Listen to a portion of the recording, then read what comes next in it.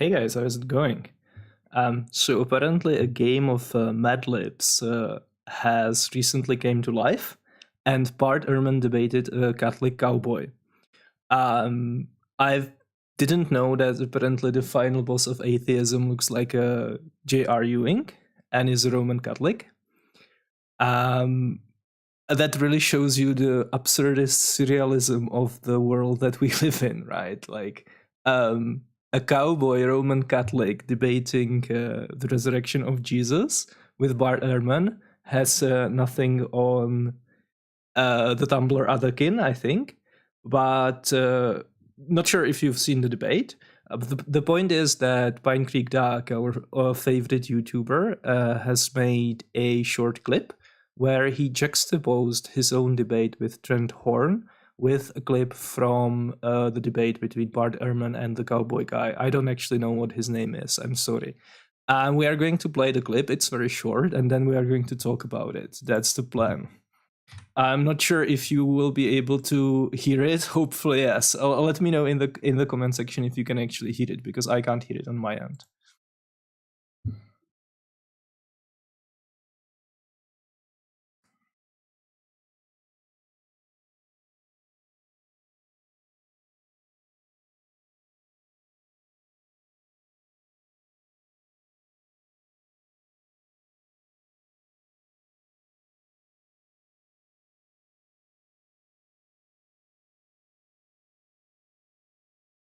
Oh, so there's no sound. Okay. I don't know how to fix it. That's what I was kind of afraid of. Because this setup isn't really supposed to, or it's not really set up for video reviews, right? Because I don't do those. I would have to probably switch to StreamYards or something like that. But it doesn't matter. I can summarize. It's not really important. So the first part of the clip is a debate between Trent Horn and Duck, where ends from the cross examination, where Trent Horn asks Duck, I think repeatedly, whether what he proposes as an explanation for various pieces of evidence regarding the resurrection of Jesus is a speculation. And of course, it's rhetorically very effective because it shows it's supposed to denigrate and devalue what Duck is proposing, because it's supposed to show that his explanations are not supported by historical evidence. They are just speculations. And the second part of the clip is an excerpt from the debate between Bart Ehrman and, as I was informed, Jimmy Akin or Akin. If you could put a phonetic pronunciation in the chat as well, that would be great. Thank you. Where essentially the tables are flipped, right? And the apologist is asked by Bart Ehrman to provide a harmonization for an apparent contradiction in the canonical Gospels. And the point is to show that Christian apologists engage in speculations as well, but apparently it's okay if they do it.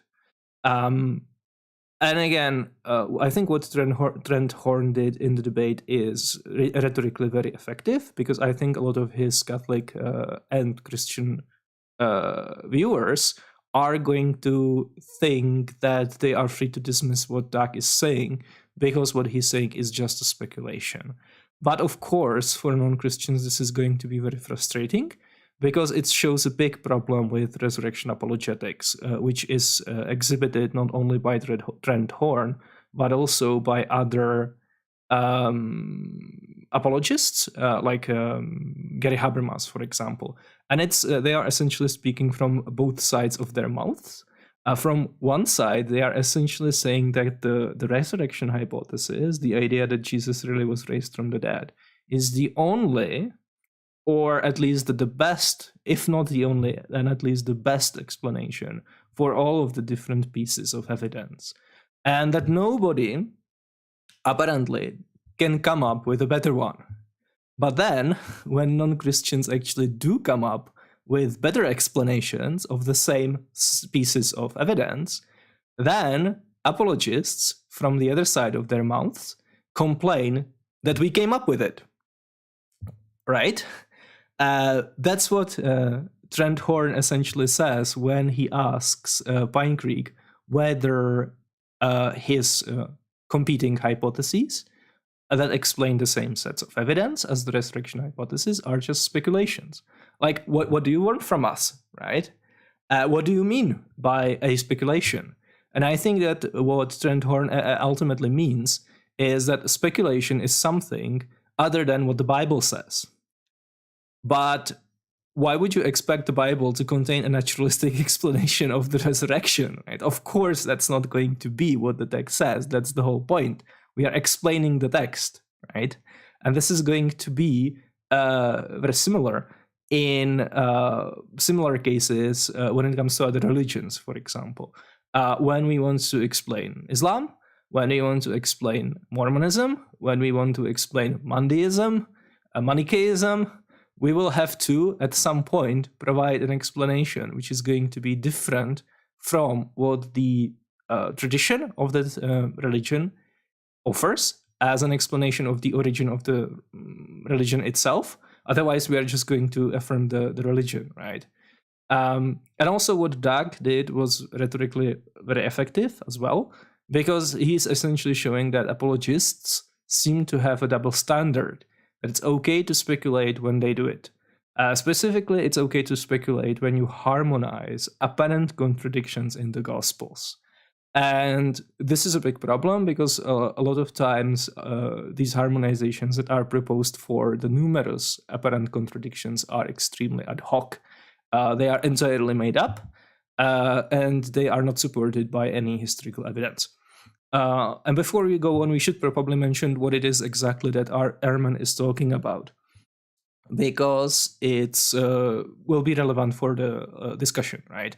So in the canonical Gospels, we have two infancy narratives. The Gospel of Mark and the Gospel of John don't actually describe how Jesus was born, but Matthew and Luke do. So let's just take them one by one, and let's list all of the things that happen. Let's start with the Gospel of Matthew. It starts with Jesus being born in Bethlehem. Then we have, of course, the visit of the Magi, followed by the slaughter of the innocent, where Herod the Great has all the infant boys younger than 2, I think, executed in the area around Bethlehem, because he learns that's where the royal pretender is supposed to be born. Because of that, the Holy Family escapes to Egypt, but then Herod, and they spend some time in Egypt, but then Herod the Great dies, and Joseph is instructed to go back out of Egypt.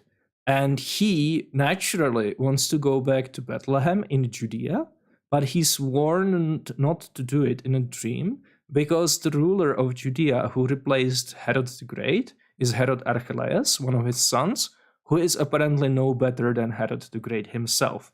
And instead, Joseph is instructed in a dream to go to Nazareth in Galilee, which is outside Judea, which is not ruled by Herod Archelaus, and that's how the Holy Family ends up in Nazareth, and that's how you get Jesus starting his ministry in Nazareth. Then let's take a look at the Gospel of John. Let's take a look at the Gospel of Luke, right? In the Gospel of Luke, Joseph and Mary go from Nazareth to Bethlehem because there's the census. That's the famous census that's been debated to death, right? We don't have to focus on it too much now, but the point is that they start in Nazareth, essentially, and they descend to Bethlehem. Then Jesus is born in Bethlehem. Then Jesus is presented in the temple in Jerusalem according to the Jewish customs, the Jewish law. And then, after the presentation is over, the Holy Family naturally returns back to Nazareth. So what's the problem, right? The problem is that this, essentially. So you have Joseph and Mary in Egypt, and because Herod the Great is dead, they are free to leave Egypt and go back. And the Gospel of Matthew specifically said that Joseph was intending to return to Judea, where Bethlehem is. The question is, why would he return to Bethlehem? It's not problematic if you have the Gospel of Matthew alone, because it seems that in the Gospel of Matthew, because it starts with Jesus being born in Bethlehem, Joseph and Mary are actually from Bethlehem. So naturally, when you read the Gospel of Matthew in isolation, it makes sense for that Bethlehem basically to be the place where they return to after they leave Egypt. But if you actually read the Gospel of Matthew and the Gospel of Luke and assume that they both describe the same events as they actually happened, it becomes puzzling.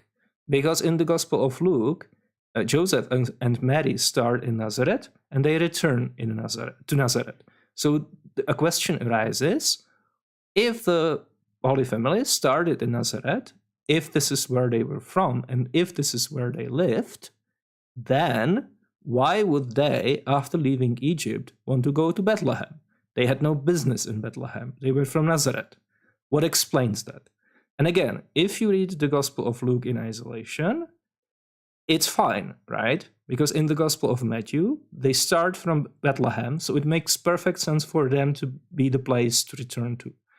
And in the Gospel of Luke, there's no mention of the flight of Egypt. So there's no problem either, right? They start in Nazareth, and this is where they return to.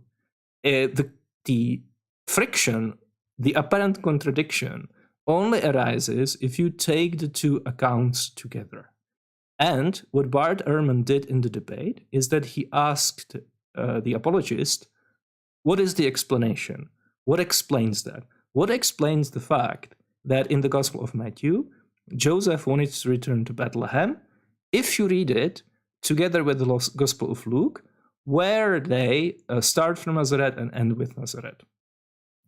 And the point is that the apologist has to engage in historical speculation in order to answer that question.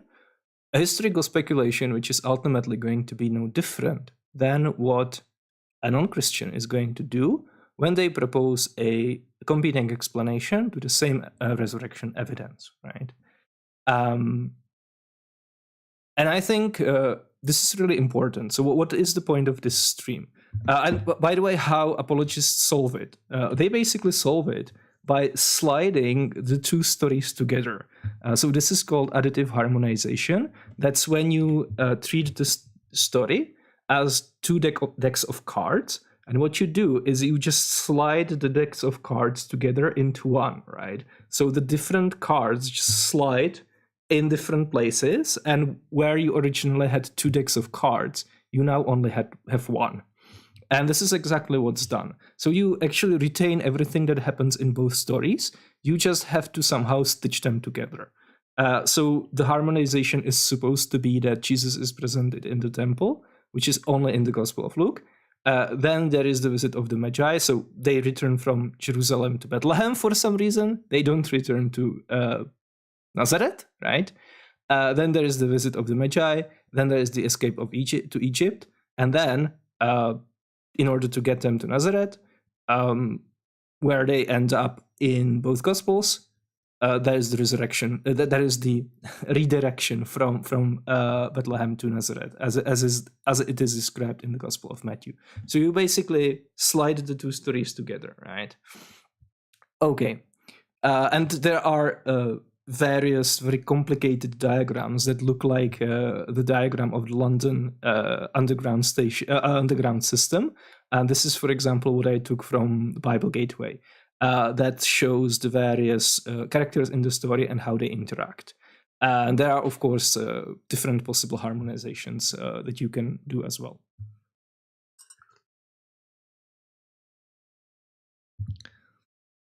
So what's the actual point of this stream? Why is it that I'm talking about it?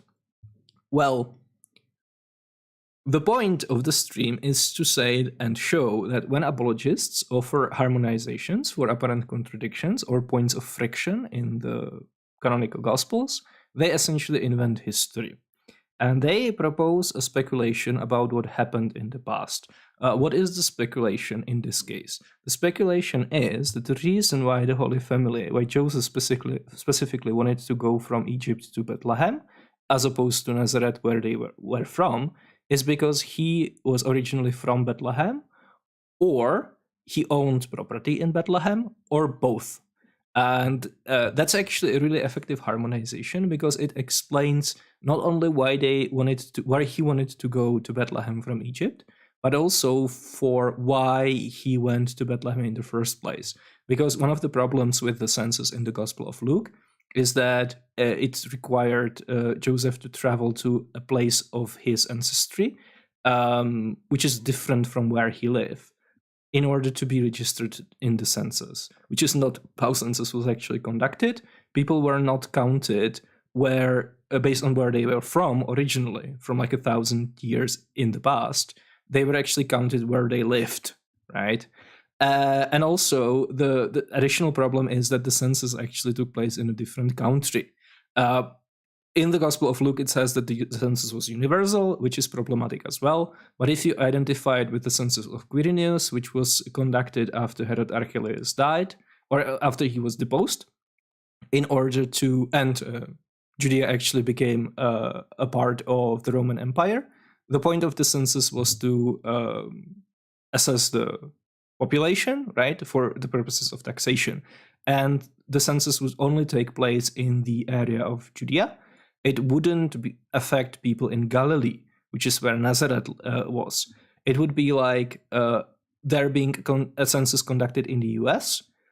That obviously wouldn't impact people living in Canada, because it's just a different country, right? You just count people in the US when you do a census in the US.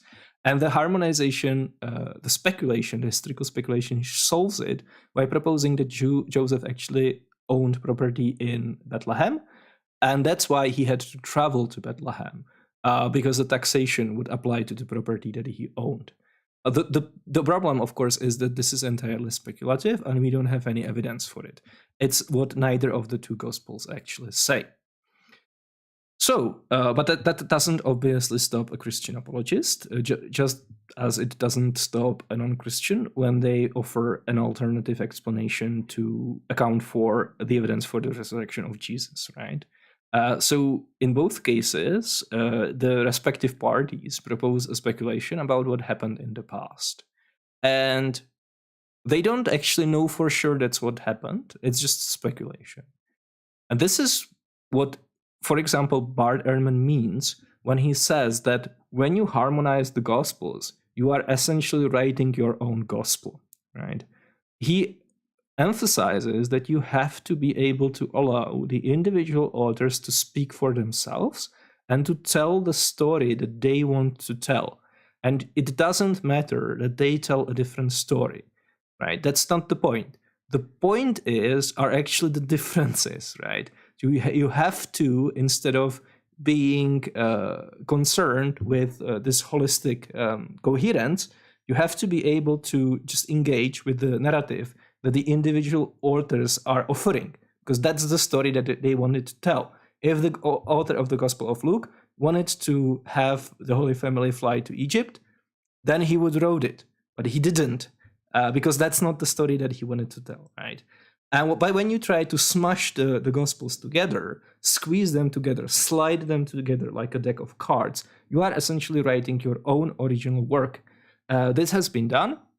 Even in antiquity, we have gospel harmonies going all the way back to early Christian centuries. But the point is that these are not just harmonizations of the Gospels; they are new works of, let's say, speculative history, right? Historical fiction, where you just speculate about how to harmonize the two accounts.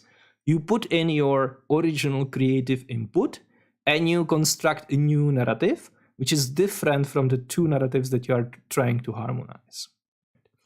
And the point of this stream is to show that what apologists do today is very similar to how people in the ancient world invented history. Because even ancient historians were not just recording what actually happened. or what they were told by their sources actually happened. They very often invented what they believed was a plausible cause of the events, which was consistent with the sources that they had available.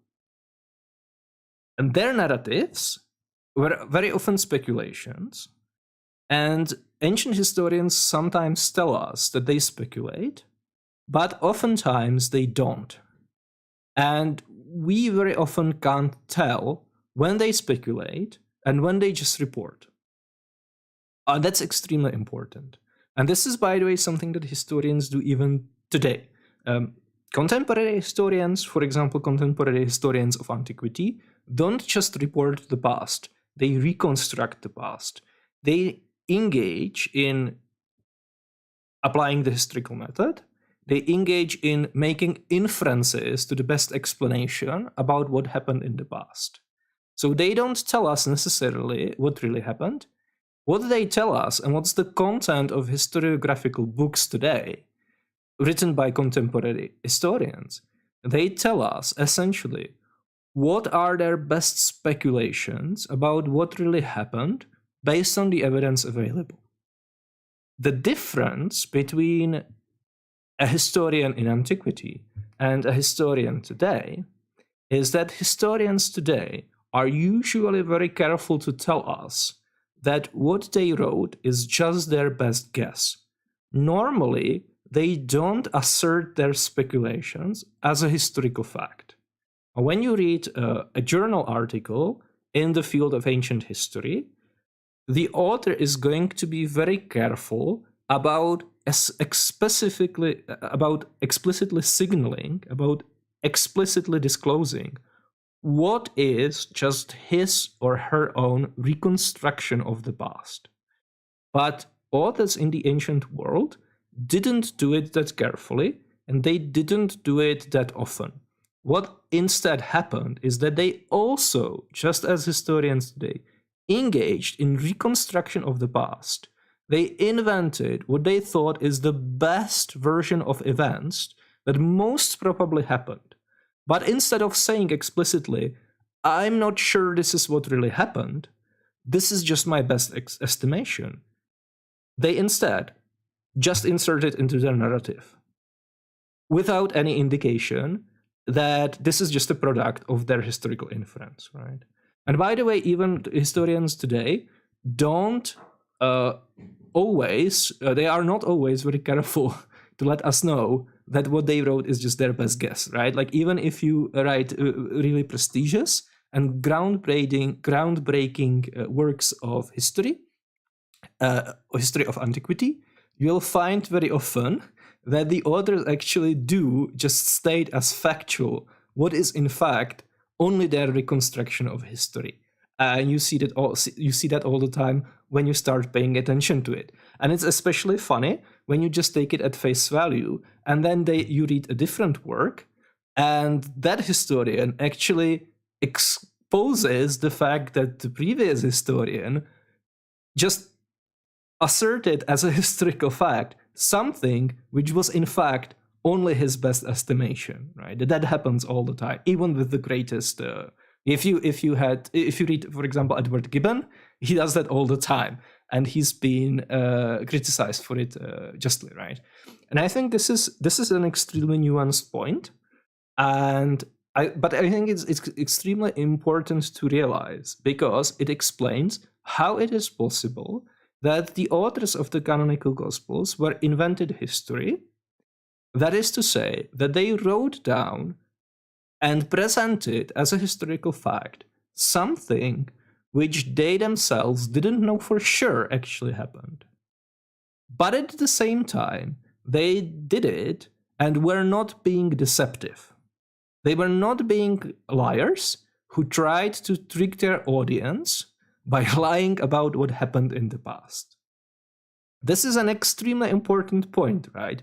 You, as a person writing about what happened in the past, can write something down, something which you are not certain is what actually happened, without being a deceiver. I think it's not. If you think about it, it's not that surprising. It's not that outrageous claim, right? But for some reason, a lot of people have a problem with that. With just realizing this, right? And I think it's really important because Christians usually believe that either the gospel authors reported what they knew really happened, or they invented a story which they didn't know really happened, and they did it because they were being deceptive to essentially trick the audience, right? And this is related to one of the most prevalent problems when it comes to resurrection apologetics, and that's the fact that essentially the only alternative explanation that Christians can think of, alternative to the resurrection of Jesus, is a conspiracy. So either Jesus was really raised, or the first Christians were actively trying to trick people into believing that he did, even though he didn't, and they knew that he didn't. And they did it by fabricating a bunch of lies in the Gospels. Basically, Christians think that the only alternative to the Gospel authors working as professional historians work today, being fair and balanced, is that they were essentially the Jewish merchant meme. I wanted to include the Jewish merchant meme at this point in the slides, but I might get canceled for that. But I'm sure you know what it is, right? That's the Jewish guy with the big hook nose doing like ha ha ha ha ha, right?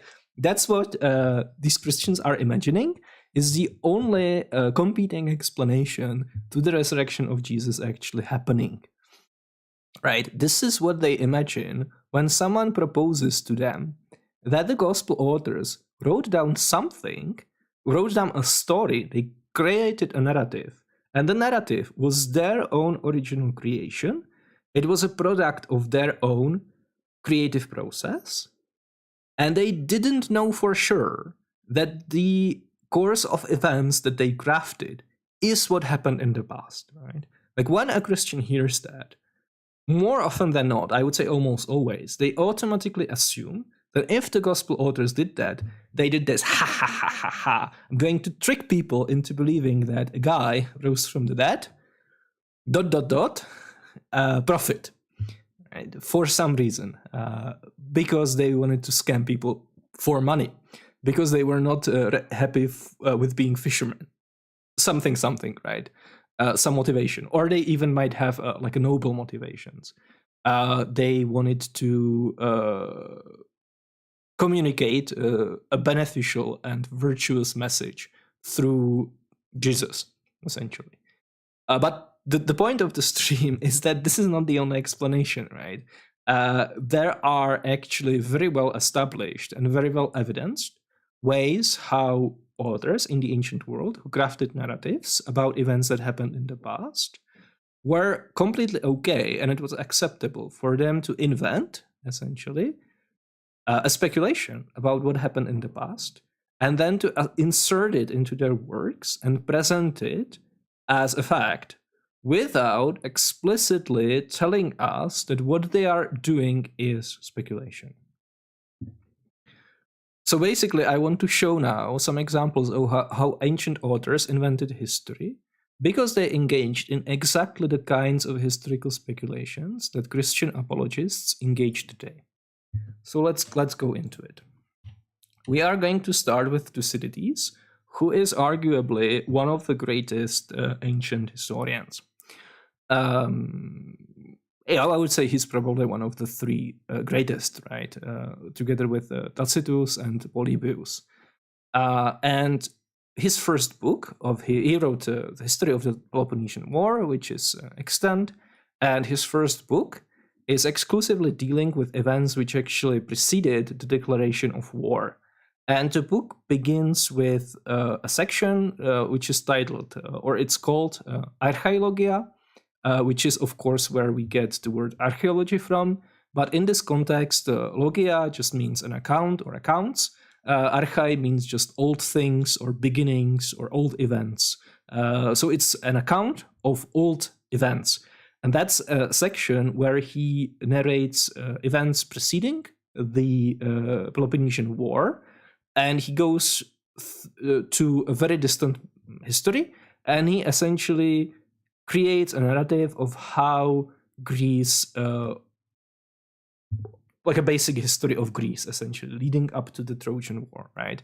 And he's specifically interested in justifying his claim, which he makes in the very first paragraph of his work, and that's the claim that the Peloponnesian War was greater than any war before. It makes sense for him to make that claim, and it makes sense for him to want to justify the claim. Because he makes the claim that the Peloponnesian War was the greatest war ever fought, that the Greeks up until that point in time engaged in, because it just makes his work more important and interesting, right? Like, you want to read an account of the greatest war ever. You wouldn't be that interested in reading a historiographical account about not really that important war, right? So it makes sense for him to make that claim, and it makes sense for him to justify it. And he's essentially trying to justify it by showing that the very distant Greek history, all the way up until the events of, from his point of view, much more recent history, were not conducive to large-scale warfare, essentially. And there is a specific section where he gets to talk about Agamemnon, who is, of course, the leader of the expedition of the Greeks to Troy.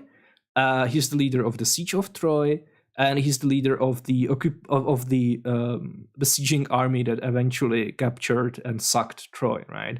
And he says he is discussing the size, essentially, and extent of Agamemnon's power, how powerful Agamemnon was, and specifically how large his naval fleet was and how many ships he had available.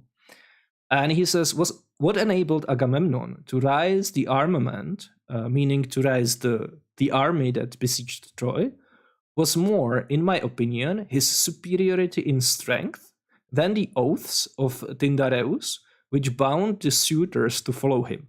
This is just a reference to the Greek account of the Trojan War, where essentially Tyndareus had a daughter, Helena, and he wanted to marry her. A lot of different suitors showed up, and there was a concern that if he actually gives Helena to one of the suitors, the other ones are going to be upset, and they are going to declare war on him.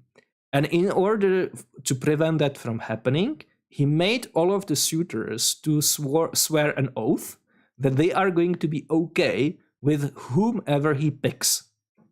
And then he was free to actually select the husband, because all of the other suitors were bounded by the oath not to basically execute revenge for not being picked. Right, that's the basic idea, but that's not really important. The point is that the oath was that at some point, when his descendants are going to need help, all of the suitors or their descendants will be able to answer it. And this oath was actually invoked when Helena was captured, kidnapped by Paris, and taken to Troy. So the oath was activated. That was the Article 5 of the oath. And all of the different suitors or their descendants were bound to provide armed assistance to descendants of Tyndareus, in this case, his son Menelaus, husband of Helena, right?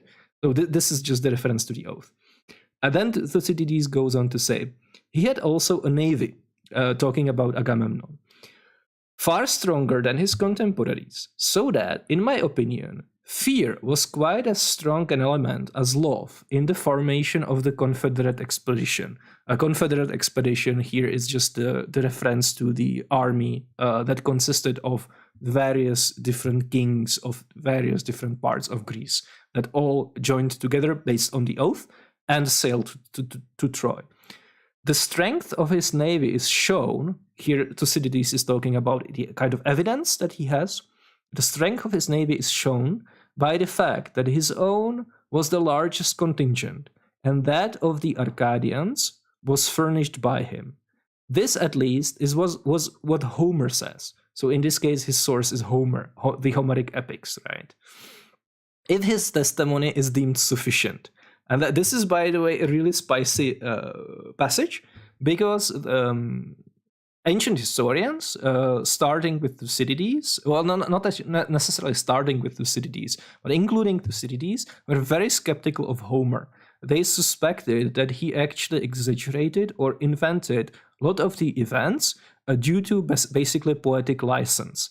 They believed that the epic poets, including Homer and Hesiod, were essentially narrating more or less faithfully very distant history of the past, and that the various people that appear in the Homeric epics, like Agamemnon, Achilles, and so on, really existed, but they thought that the poets exaggerated the events and invented a lot of the elements, because they realized this was fine for poets to do in order to make more interesting, more engaging, more artistically beautiful narratives, right? So that's a problem. These historians were really iffy about relying on Homer and Hesiod as their sources, but the problem is that these were the only sources of really distant Greek history, quote unquote, right, that they had available. So essentially, if they wanted to talk about very distant past at all, they had no choice but to use Homer as their source.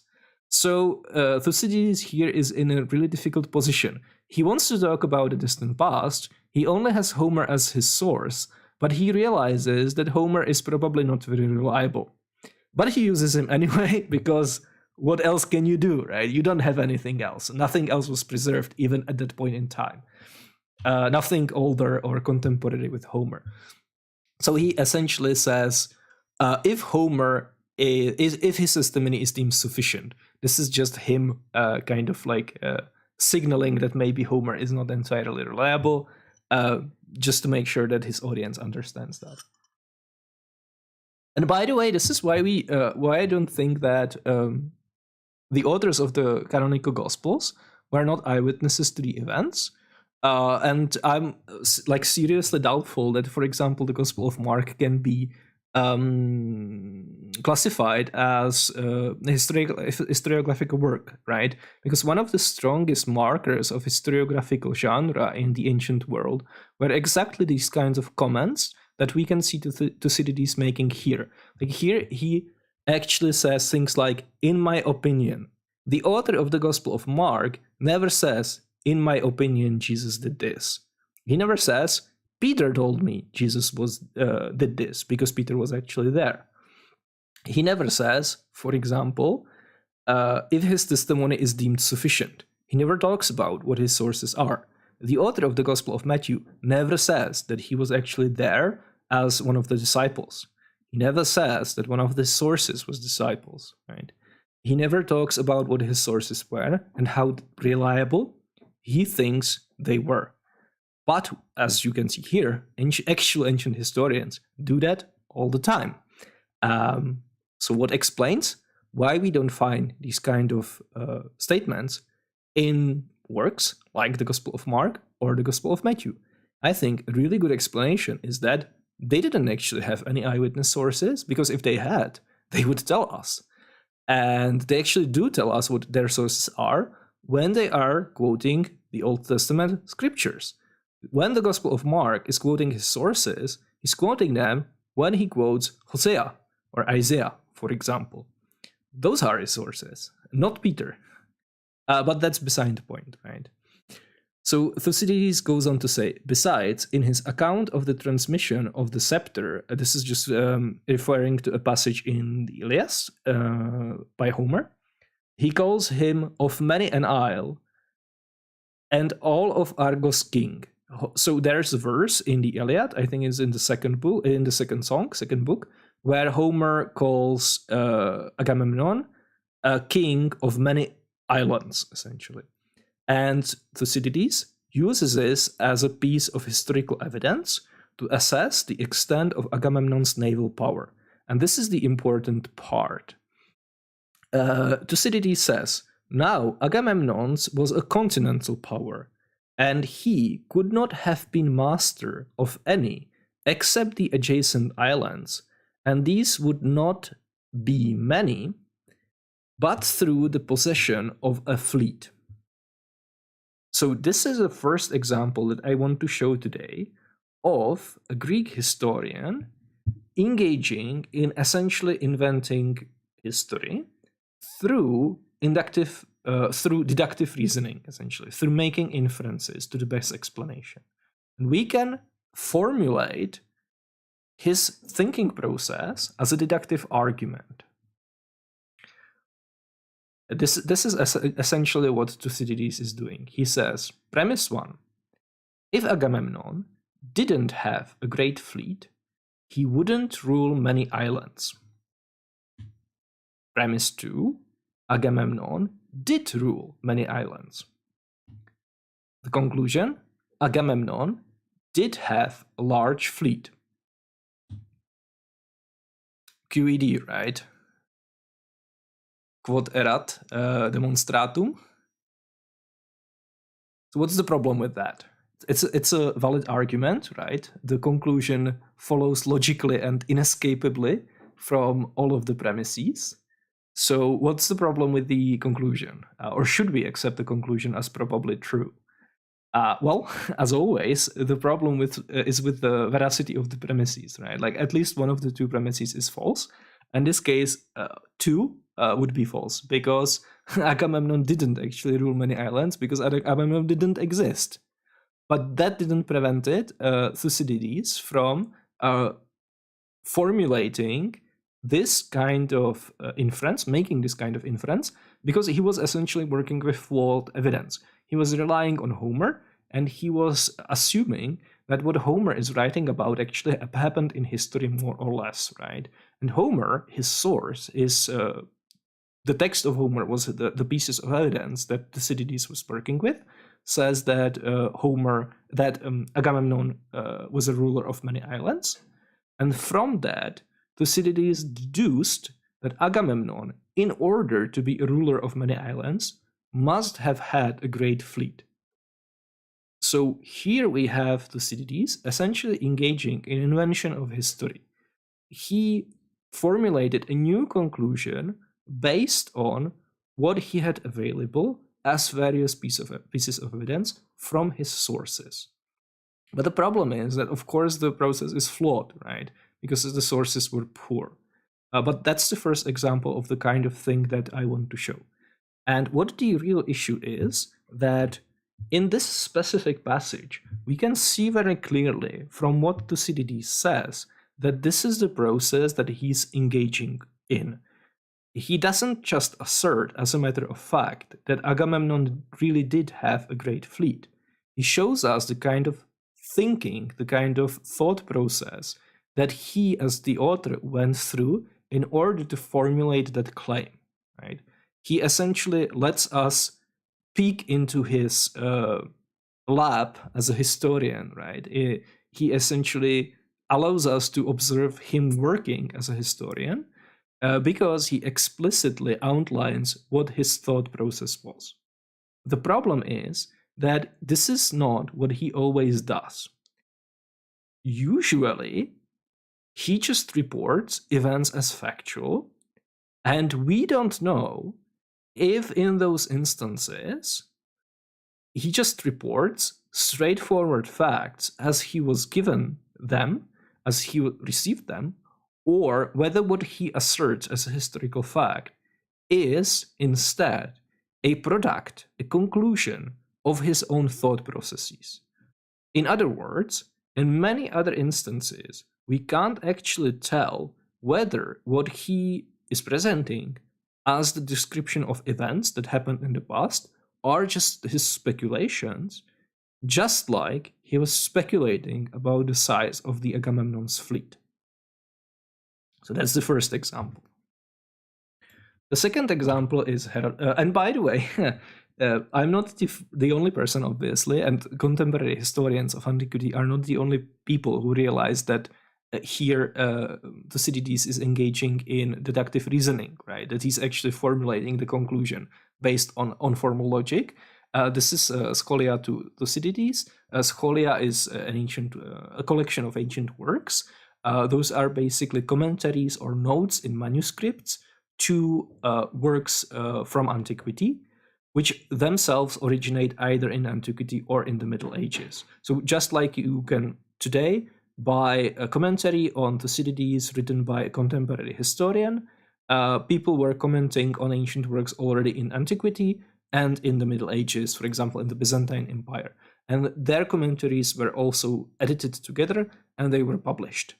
So in this case, a bunch of medieval commentators on the works of Thucydides, when they were reading this specific passage, they wrote down in their commentary that here the specific passage is syllogismos to schema, which just means it's a syllogism. The figure is syllogism because it is, right? It's a two-premise deductive argument.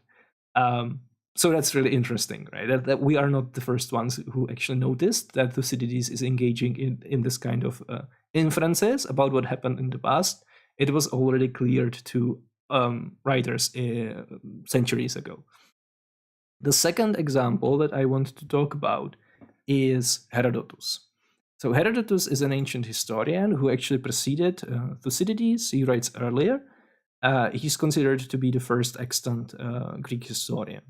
And we are going to be reading a story about how an oracle in Dodona, in Thesprotia, in Greece, was founded. So in Thesprotia, which is a region of Greece, there was an oracle in a town called Dodona. It was considered very, very ancient, and it was actually considered to be the oldest Greek oracle. And it really had a lot of archaic features. We don't know if actually it was the oldest oracle in Greece or whether those archaic features were archaic deliberately. But for centuries, I think all the way up until Hellenism, there wasn't any stone building in the area. There was only the sacred tree of Zeus, sacred oak tree of Zeus, and the divination was induced by the priests listening to the shimmers of the leaves on the sacred oak of Zeus, right? That was the divination practice. And here Herodotus essentially gives us an account of how the oracle at Dodona was founded.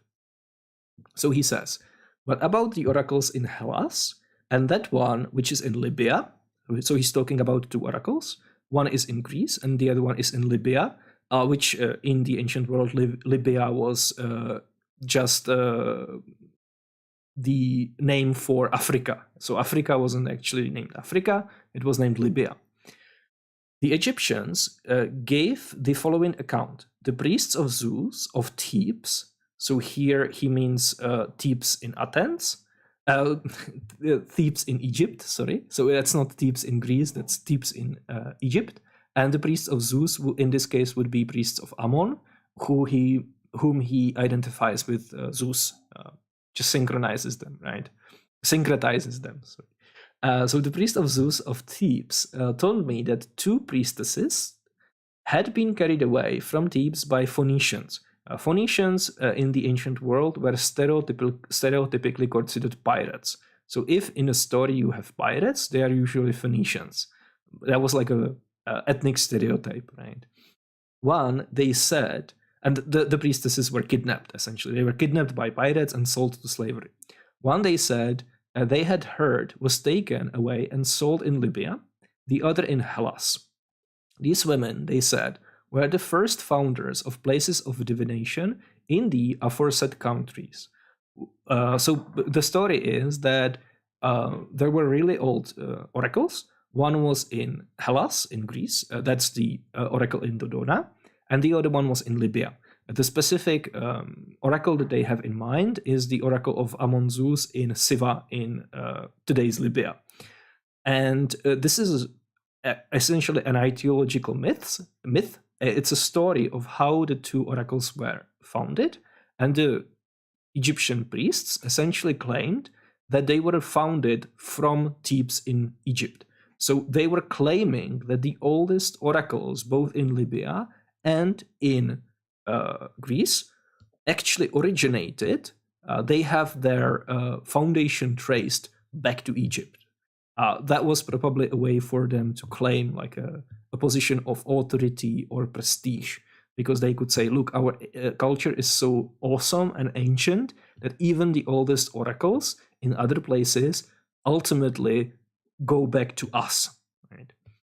So Herodotus continues. When I asked them how it was that they could speak with such certain knowledge, they said in reply that their people had sought diligently for these women and had never been able to find them, but had learned later the story which they were telling me. So that's the story of how the oracles were founded. And that's the version that the Egyptians told. And again, by the way, see all the markers of historiographical work and all the markers of eyewitness testimony. Herodotus says, the Egyptians give the following account. Where in the Gospel of Mark do we have Mark telling us Peter gives the following account? The priests of Zeus of Thebes told me. We have the first person narration, right? Why wouldn't Herodotus, as an ancient author, as a historian, speak in the first person and relay what was told to him by his sources? Of course he would do that. Why wouldn't you, right? Like, if you have a source, you're going to say that this is who your source is, right? But again, we don't find this in the Gospel of Mark or in the Gospel of Matthew. They said they had heard. They said, Richard Bauckham, this is how you tell there's eyewitness testimony in your works, right? That's how you do it. Not what you're proposing are markers of eyewitness testimony. This is how actual ancient historians did it.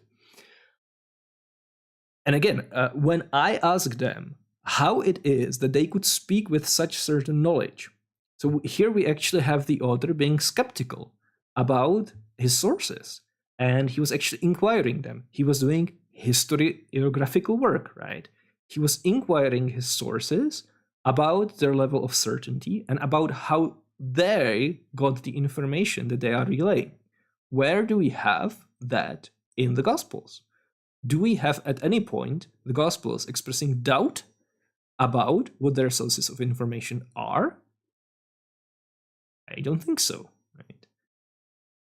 They had learned later the story which they were telling me. So his sources were actually telling him where they got their information from. Right? Again, we don't see that in the Gospels. What explains that? I think a really good explanation for it is that the Gospels are actually not based in eyewitness testimony. Because if it was, this is what the authors would do. Of course you would do that. Why wouldn't you? Right? The apocryphal Gospels do it. They claim explicitly that they are written by the apostles. The Gospel of Peter says that. He uses actually first-person narration. So let's move on.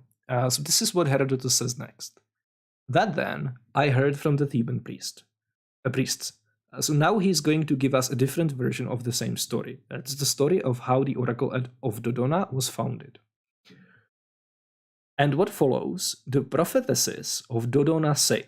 So this is actually the account that was given by prophetesses in Dodona itself, so in the place that he's discussing. That two black doves had come flying from Thebes in Egypt, one to Libya and one to Dodona.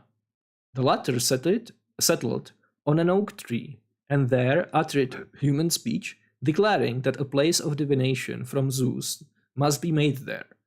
The people of Dodona understood that the message was divine, and therefore established the oracle shrine. The dove which came to Libya told the Libyans, they say, to make an oracle of Ammon. This is also sacred to Zeus. Such was the story told by the Dodonian priestesses, the eldest of whom was Promenea, and the next Timarete, and the youngest Nicandra. and the rest of the servants of the temple at Dodona similarly held it true. So again, notice the amazing markers of eyewitness testimony, right? So not only does he tell us that the account that he's about to give was given to him by Professor Sis, so he's naming what his sources are, something that the Gospel of Mark, for example, never does when it comes to eyewitness testimony of Peter, supposedly. He explicitly mentions who his sources are by name. He names them, right? Because it's really important for his audience to know that. Where do we have that in the Gospel of Matthew? Where do we have that in the Gospel of Luke? Luke doesn't say, by the way, the infancy narrative, which includes an angel appearing to Mary, that comes from Mary. Mary actually told me, or Mary told Matthew, and Matthew told me. He never says that. Why not? Herodotus does it, and I could produce dozens and dozens of examples from various historiographic works of ancient historians who do that. And they do it so often that it's really difficult to find counterexamples, actually. It's really, really difficult. It's not impossible, but it's really, really difficult to find instances where we can establish on independent grounds that ancient historians had really good eyewitness sources of information, but they don't explicitly disclose it in the text. And when it's the case, they usually have reasons which are not applicable to the authors of the canonical Gospels. But let's not get distracted with it, right? So here we have two different accounts. And this is what Herodotus says about it. But my own belief about this, but my own belief about it is this. Again, something that we don't find in the Gospels ever, I think. If the Phoenicians did in fact carry away the sacred woman and sell one in Libya and one in Hellas, then, in my opinion, again, we don't find this in the Gospels, right? The Gospel authors never inform us about what their levels of certainty are. The place where this woman was sold in what is now Hellas, but was formerly called Pelasgia, was Thesprotia. That's the region where Dodona is located. And then, being a slave there, she established a shrine of Zeus under an oak that was growing there. And it was reasonable that, so again, this is an inference, he's now telling us what he thinks is reasonable to believe, as she had been a handmaid of the temple of Zeus at Thebes, she would remember that temple in the land to which she had come. After this, as soon as she understood the Greek language, she taught divination, as she said that her sister had been sold in Libya by the same Phoenicians who sold her. So here, he's essentially harmonizing the two accounts. He was given two different accounts, one by the Egyptians, which features two kidnapped priestesses who establish oracles, and the other one features two black doves that descend from heaven, speak in a human voice, and instruct people to establish oracles. And he is harmonizing it. I expect, again, this is him telling us that he's making this up. This is his speculation, this is his invention. I expect that these women were called doves by the people of Dodona because they spoke a strange language, and the people thought it like the cries of birds. Then the woman spoke what they could understand, and that is why they say that the dove uttered human speech. As long as she spoke in a foreign tongue, they thought her voice was like the voice of a bird. For how could a dove utter the speech of man? That's a great question, Herodotus. You are being a really good historian, right? You are doubting a story in which a dove speaks. The tail of the dove was the tail that the dove was black signifies that the woman was Egyptian. So just to recapitulate, in the first account, there were two priestesses who were carried away from Thebes by Phoenicians. One was sold in Libya, and the other one was sold in Greece, and they founded the oracles at Dodona and Siva. And the other account, which was given at Dodona, is that there were two black doves that came from Thebes. One came to Libya, and the other one came to Greece, to Dodona. and the doves gave instructions in human speech to establish an oracle in Dodona. Now, Herodotus is confronted by the fact that the two accounts are contradictory, and also he doesn't believe that a dove could speak. He doesn't believe it because he has a supernatural bias. In fact, he's a theist. In various places of his work, he explicitly assigns a divine cause to various events. He explicitly says this happened because it was the will of the gods. For example, he thought that the Persian sack of Athens was a divine retribution for when the temple of Cybele in Sardis was accidentally set on fire during the Ionian revolt against the Persian Empire, to which Athenians were aides. They aided militarily the revolt. Sardis got on fire. The temple of Cybele was burned, which was a big no-no in the ancient world. You don't destroy temples. The gods were angry. This is what Herodotus says. And they essentially punished the Athenians by having their city sacked and their temples destroyed as well by the Persians in retribution. This was divine wrath. This was divine retribution.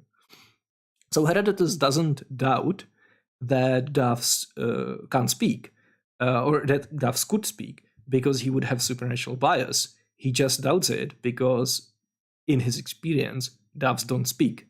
And he, unlike Christians today, he doesn't say, oh, because gods could do this supernatural act, they could do anything.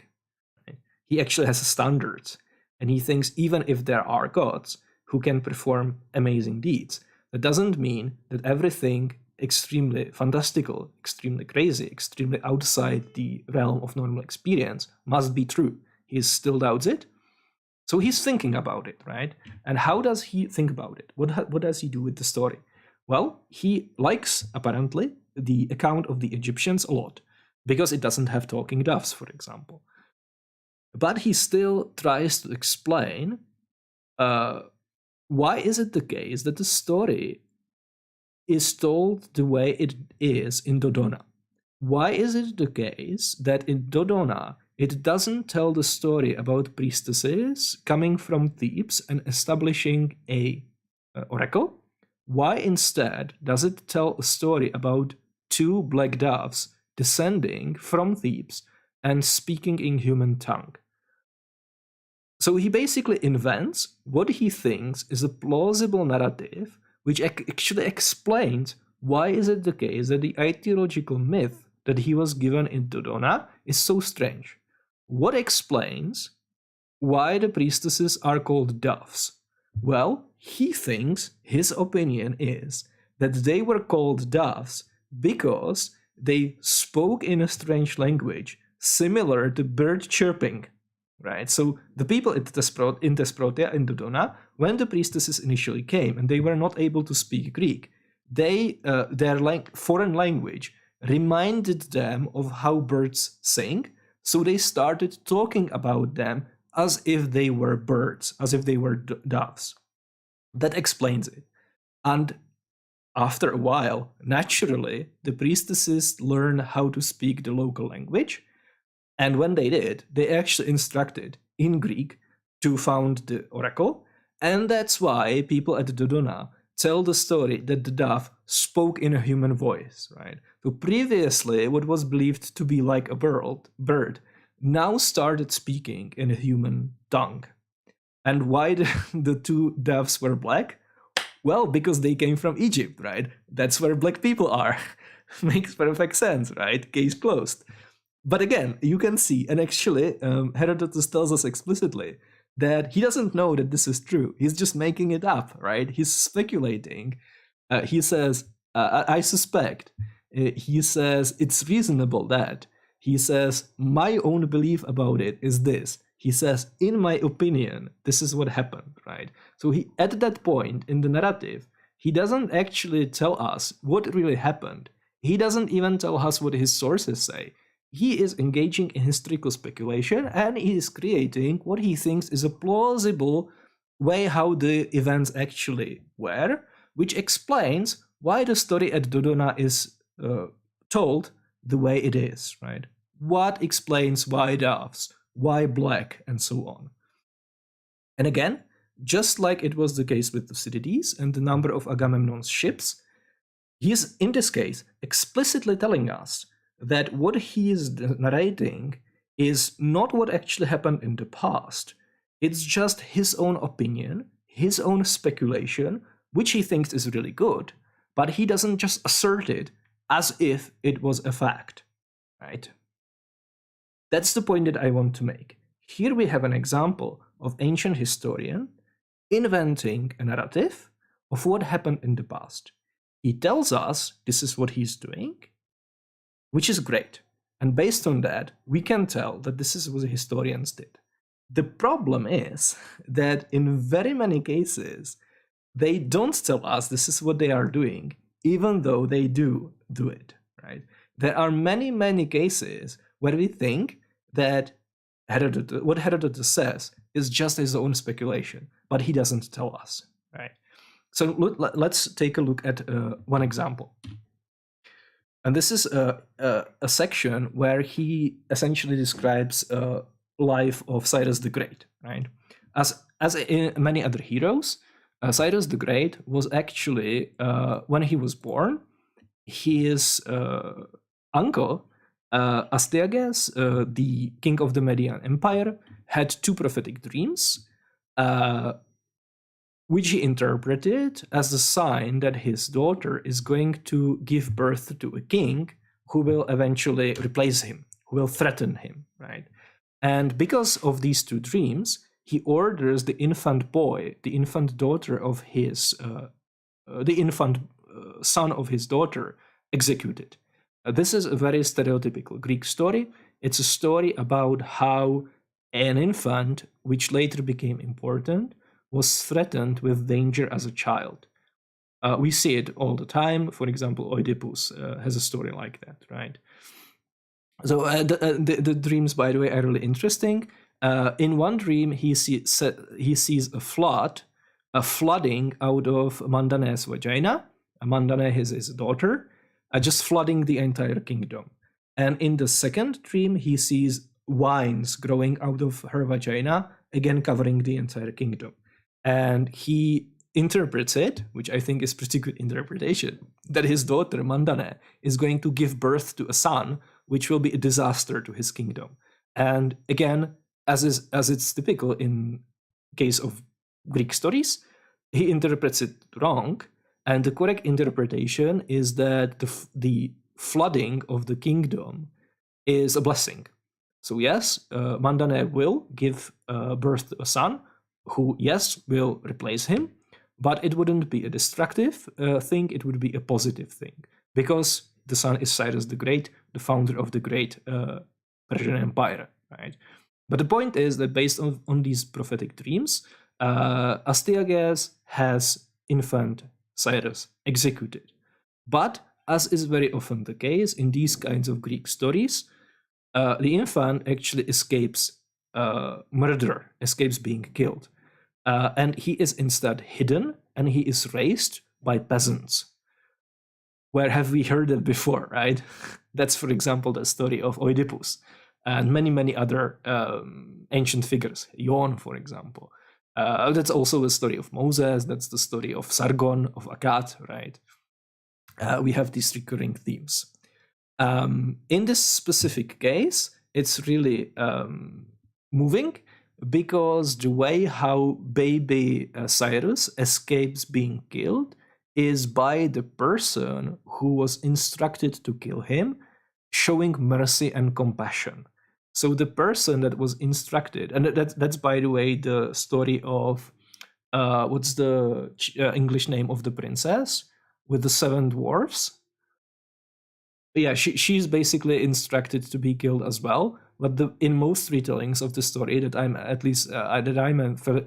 familiar with, the person who is instructed to lead her to the forest and kill her shows compassion, and he's unable to do it.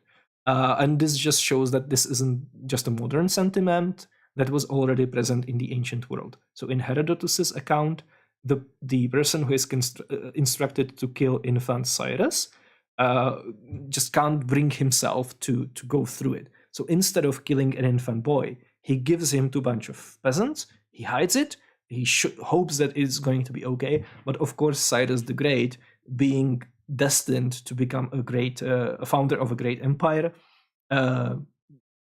is raised great, and he then returns to reclaim his kingdom, right? So let's see what Herodotus says. So saying, Harpagus, this is the person who was instructed by Astyages to kill infant Cyrus, sent a messenger at once to one of Astyages' cohorts, who he knew pastured his herds in the likeliest spots and where the mountains were most infested with wild beasts.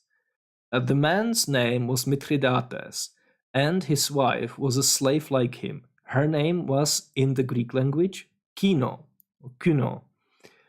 In the Median, Spako, for Spax is the Median for a dog. So the story is, a typical Greek story, an infant boy is being given to peasants, in this case cow herders, and it just happens the case that his foster mom is named Kuno, which means a dog.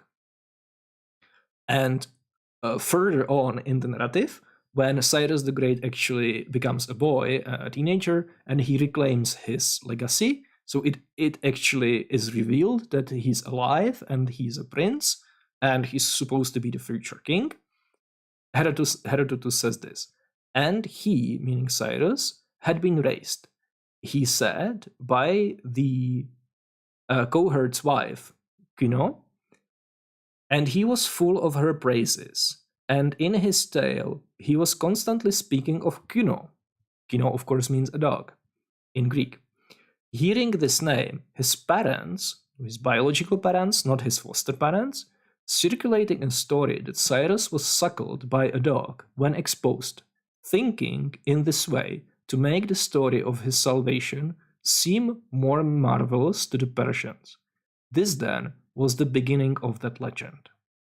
Just to recapitulate what's actually going on. So Cyrus is raised by peasants, by foster parents, and his foster mom is named Kino, which means a dog. And when he is reunited with his biological parents, he tells them the story of how he was raised, and he keeps mentioning the word Kino, which means a dog. And because the parents misunderstand it, they began saying that he was actually raised by a literal dog. So they don't get that the mother's name, that was just the mother's name, right? They think he was raised by a dog. And Cyrus thinks, okay, that's a really good story, and he actually starts to circulate it as a tale of how he was raised in order to make his upbringing seem more marvelous. And that, of course, is also a literary trope. That's the trope of a infant child who is exposed in wilderness, abandoned to the elements, being raised by animals. We have many stories like that. Romulus and Remus are the obvious examples. These stories are explicitly are very common in Greece, where infant abandonment was practiced relatively a lot. And the reason for it is that Greece is constrained for natural resources, especially arable land. So there was always a great population constraint. You couldn't get your population growing indefinitely because eventually and very quickly the Greeks ran out of usable land, and they had various ways how to solve it. One of the ways how to solve it was to colonize. The Greek colonization of the Mediterranean was motivated by arable land constraint in Greece. Other ways how to solve it was to ship your sons to become mercenaries. The reason why Greeks were famous as mercenaries, and they were very good mercenaries, is because that was one of the ways how to get rid of excess population. Another way how to get rid of it, unfortunately, was infant abandonment. So if too many sons were born, and there was a danger that the family land is going to be split between too many heirs, parents had to take their infants and abandon them in nature. And because they were, of course, distraught by it, they coped by telling stories about how infant abandoned children were miraculously saved by being fed by animals. You can see how these kinds of stories would emerge as a response to parents being forced to do something horrible like this to their own children. Right? So we have a lot of stories about famous heroes being raised by animals, and Cyrus is one of them. Now, what's actually going on in the story? I hope that we can all saw it, right? I hope that we can all see it. The point is that Herodotus knows that there is a legend about Cyrus being raised by a dog. It could be the case that this was a legend told by the Persians. So Herodotus actually traveled. I think he traveled as far as Babylon. He traveled to Egypt. He traveled through the Near East. And he spoke to a lot of people. How do we know that? Because he tells us, unlike the authors of the canonical Gospels, right? So he heard a lot of stories. And it's possible, even though he doesn't say this explicitly, that he heard a story about how Cyrus the Great was raised by a dog. And similarly to the story of the black doves at Dodona, he doesn't think it's plausible that an actual infant was raised by a dog.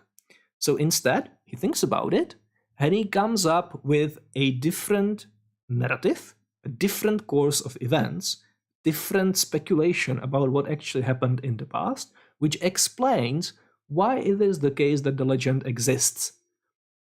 It's not that Cyrus was actually raised by a dog. Instead, it's that his foster mother's name was Kino, which just happens to mean a dog. And that got mixed up, and that is how the legend originated.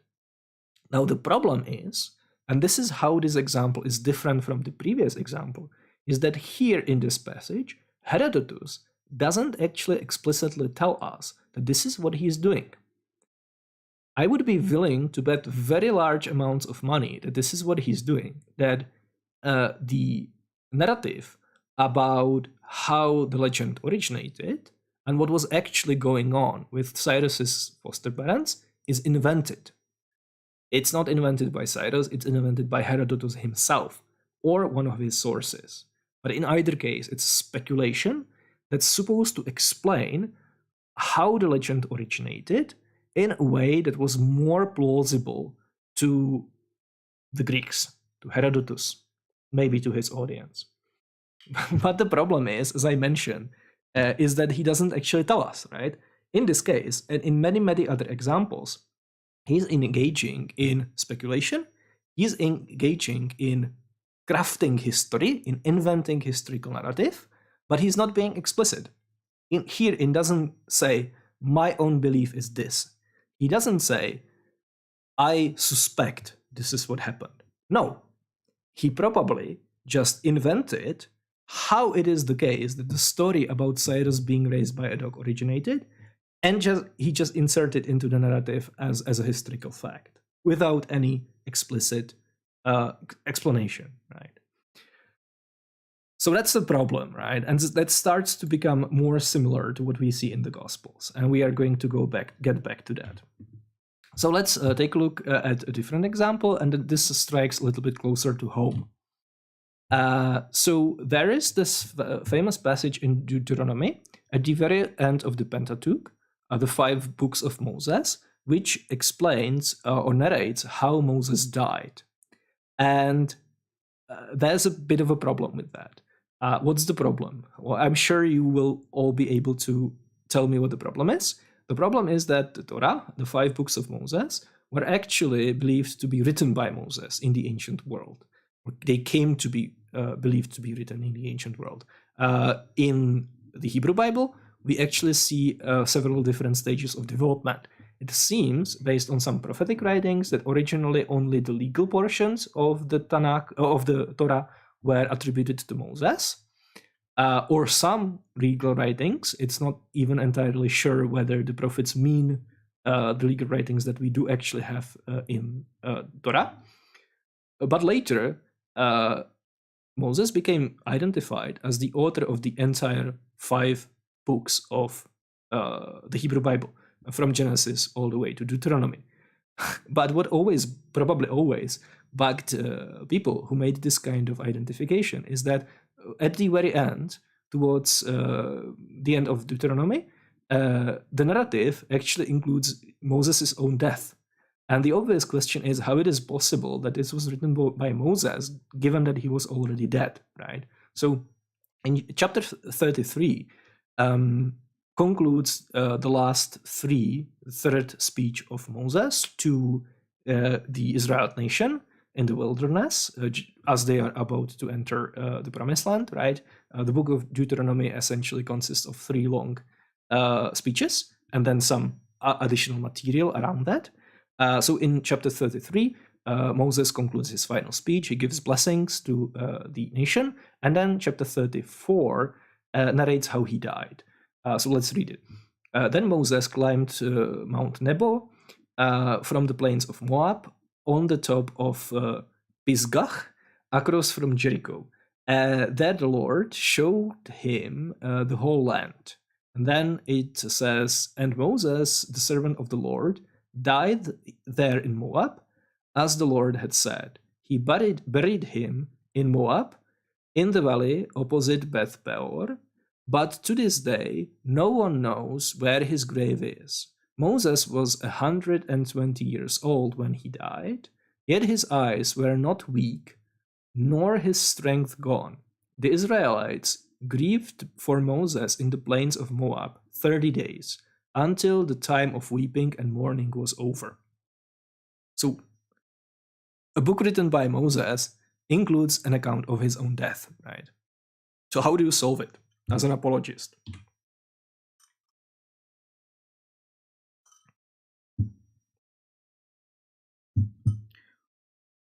What do you do with it, right? How do you solve it? Well, you could say that this was written later, that this is a later addition to the text, which is what a lot of Christian apologists claim, right? They say that, Moses actually altered the entire Torah except for this one last part, which was added later, and they often say it was actually written by it was added by Joshua, because of course Joshua is the author of the book of Joshua. Who else, right?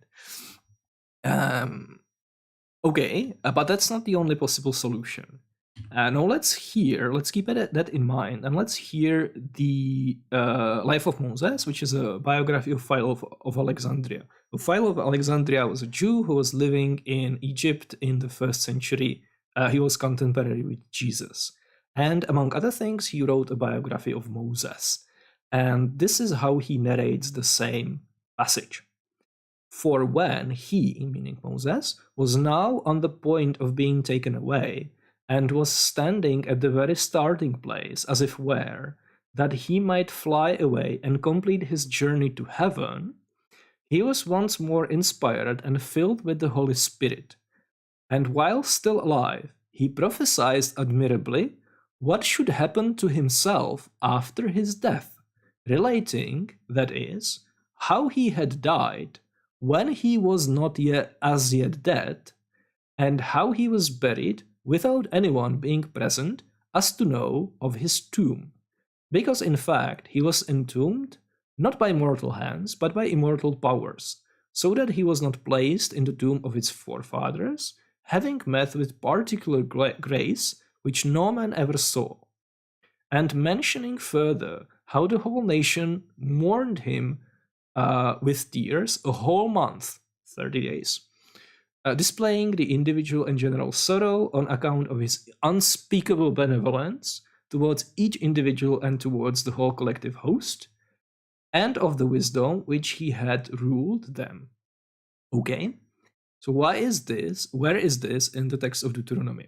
Where in the text of Deuteronomy does it say that Moses prophesied about what's going to happen to him after he's dead? Nowhere. Deuteronomy doesn't actually say that. So where did Philo get his information from? How is it the case that Philo claims, writing a Greek historical biography of Moses, that Moses, before he died, prophesied about what's going to happen to him? Did Philo of Alexandria have some amazing historically reliable source about what happened to Moses other than the Hebrew Bible? Of course not. He made it up. Philo didn't have any other sources. As he certainly didn't have any sources that would actually go back to when Moses supposedly lived, right? No, he just invented this narrative. Why? To fix the specific problem, to answer the question how it is possible that Moses knew what's going to happen to him, how his death is going to go play out before he actually died. So Philo of Alexandria fixes a problem in the traditional view on the authorship of the Hebrew Bible and the Torah, right? Traditionally, it was believed that the Torah was written by Moses. The question arises, how is it possible that how is it possible that Deuteronomy could actually include narration of Moses' death, given that it was supposedly written by Moses? Philo of Alexandria does this. Thinks about it, and he says, I know Moses was a prophet, right? So I think, it's my opinion, I believe, that before Moses died, he actually prophesied, he was filled by the Holy Spirit, and he prophesied about how his death, burial, and mourning is going to play out. And what's really important to realize is that Philo doesn't actually say in the text, oh, this is what I think, this is my speculation, this is how I think the events played out. No, he just inserts it in the narrative, in the biography, as a historical fact, as a description of something that actually happened. And he doesn't distinguish between this and other events, which he's picking directly from the Hebrew Bible, right? So he doesn't actually tell us, oh, this part is my speculation, and this is what the Hebrew Bible actually says. But everyone can see that this is what he's doing, right? He's fixing a plot hole, essentially. He's answering the question that's been bugging people, the question of how it is the case that a book written by Moses describes Moses' death. So just like Thucydides went, and he speculated about how Agamemnon must have had a great naval force, and how Herodotus went, and he speculated about how it is the case that Dodona was founded by a black dove, and he went, and speculated how a legend about Cyrus being raised by a dog originated. Here, Philo of Alexandria went, and he speculated about how it is the case that a book written by Moses includes an account of Moses' death. And he solved it by inventing a prophecy that came to Moses by the Holy Spirit before he died about how his death, burial, and mourning is going to play out. And he just inserted it into the text. He didn't have any reliable sources of information about it, right? Either he did it or one of his sources did. But I think it's pretty clear that this is what's going on. Now the last example before we move to what we were talking about originally. And by the way, just to put the two texts side by side so you can see it clearly, right? It corresponds pretty well to the text of Deuteronomy, right? So the first point of contact is death. The other one is burial, and specifically the fact that no one knows where Moses is buried, which is a whole other kind of worms that we could talk about, like why it is the case that Deuteronomy says that nobody knows where Moses was buried and how this was received throughout history.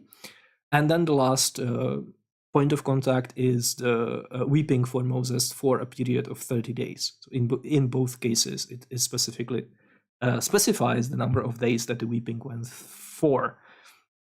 And again, we can clearly see that this is what Philo is doing. Last example has to do with the sister wife narrative in Genesis. So in Genesis, there are 3 sister wife narratives. 2 of them are about Abraham and Sarah, and one is about Isaac and, okay, I should probably know that, and his wife, Rebecca, right? The first sister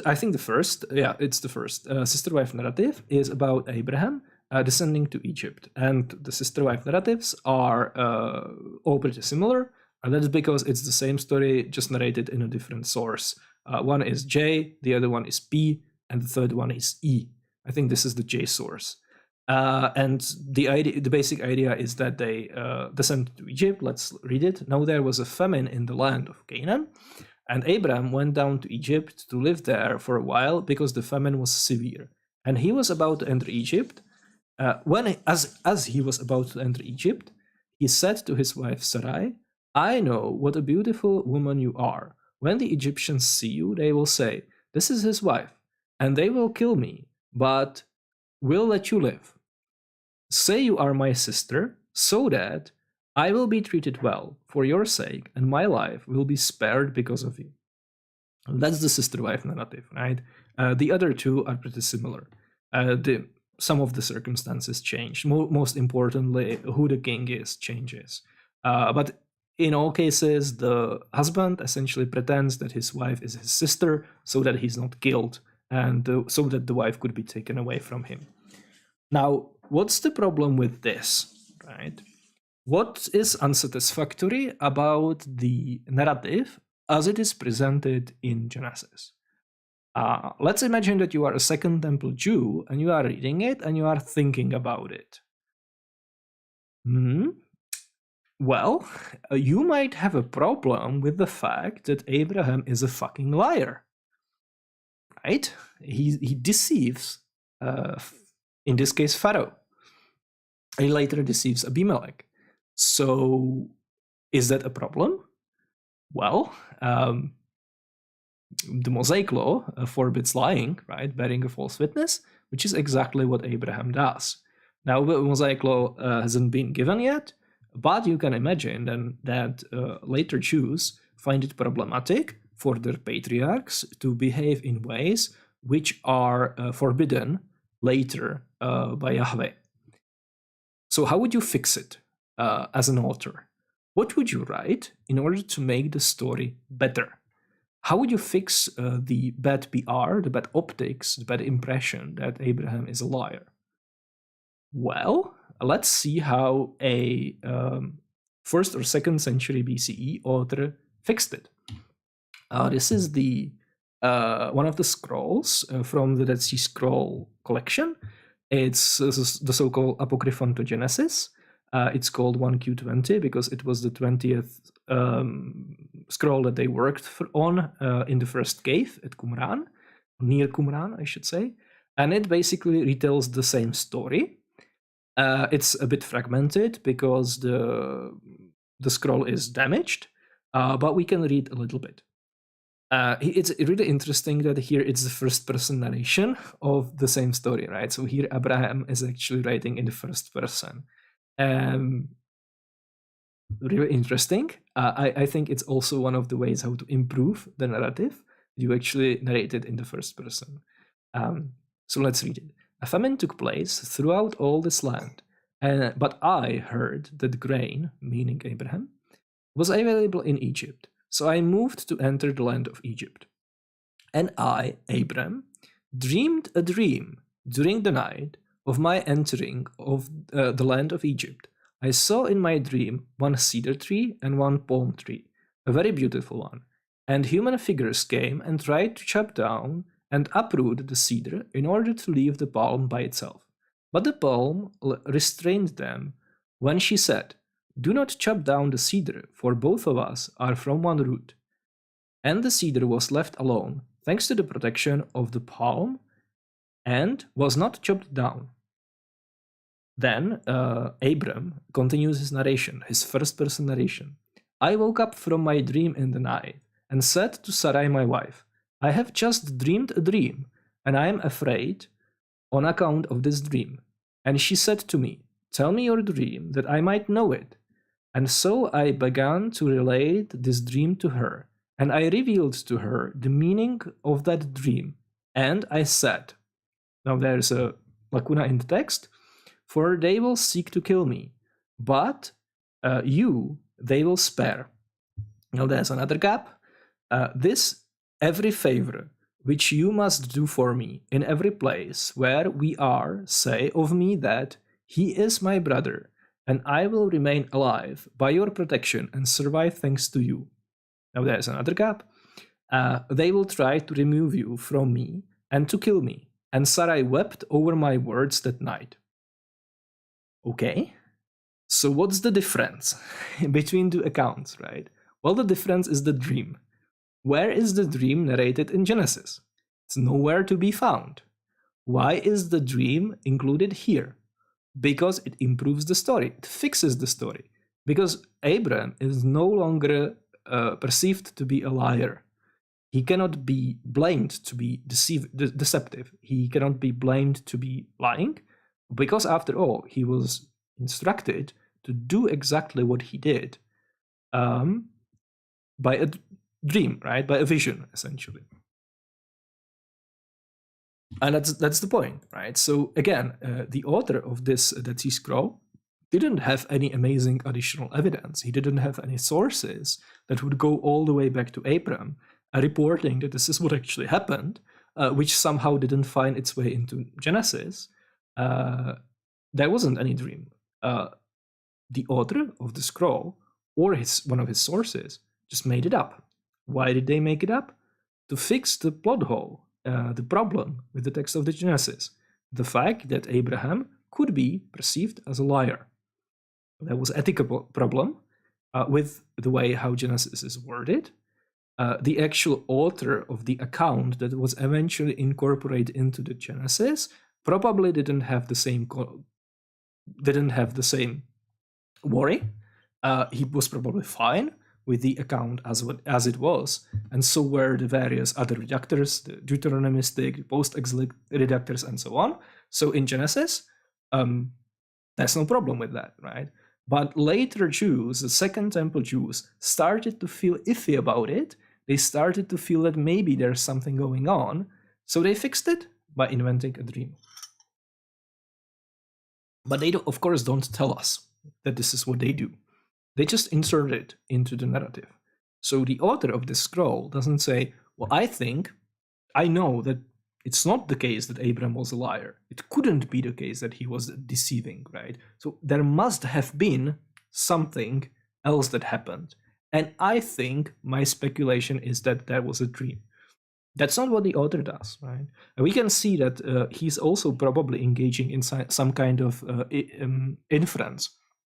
We could maybe even construct a syllogism, right? Like, if there was no dream, Abraham was a liar. Abraham was not a liar, so there must have been a dream. That's a valid syllogism, I think. But the point is that in the text, he doesn't actually report, oh, this is just my speculation. This is my solution to this problem. This is how I'm going to solve it.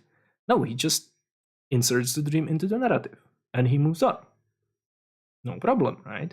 And he's not even concerned with the fact that this material is not found in Genesis, which is, of course, what they read in the community. Right? They had the text of Genesis available, which is really interesting because it makes you think that probably his audience and the other people around realized that this is what he did and they were fine with it because they would be able to compare his account with the actual text of Genesis, the same way that we could do today. They could essentially do this stream with him and ask him, hold on a minute, where did this dream passage came from? Like, what is your source for that? It's not in Genesis.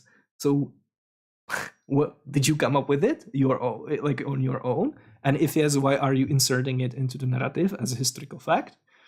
But they probably didn't confront him like that because they realized that this is normal. This is what people do. This is what authors do when they write these kinds of narratives.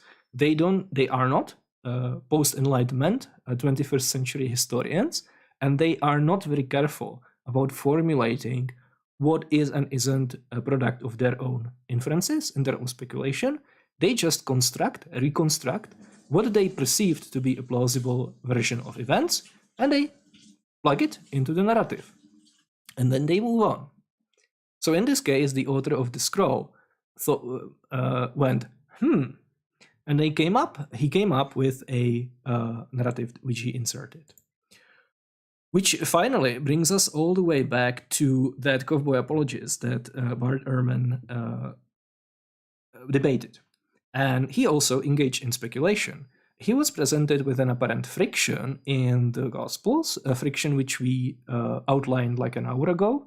And that's the question of if Joseph and Mary were from Nazareth and they went to Bethlehem because of the census, why it is the case that after they fled to Egypt and after Herod the Great died and they were free to return from Egypt, why did Joseph wanted to go to Bethlehem as opposed to Nazareth? After all, according to the story, they were not from Nazareth. They only went there because of the census. And after Herod died, they had no business going back to Bethlehem. So why is it the case that the Gospel of Matthew says that Joseph intended to go back to Bethlehem, to Judea?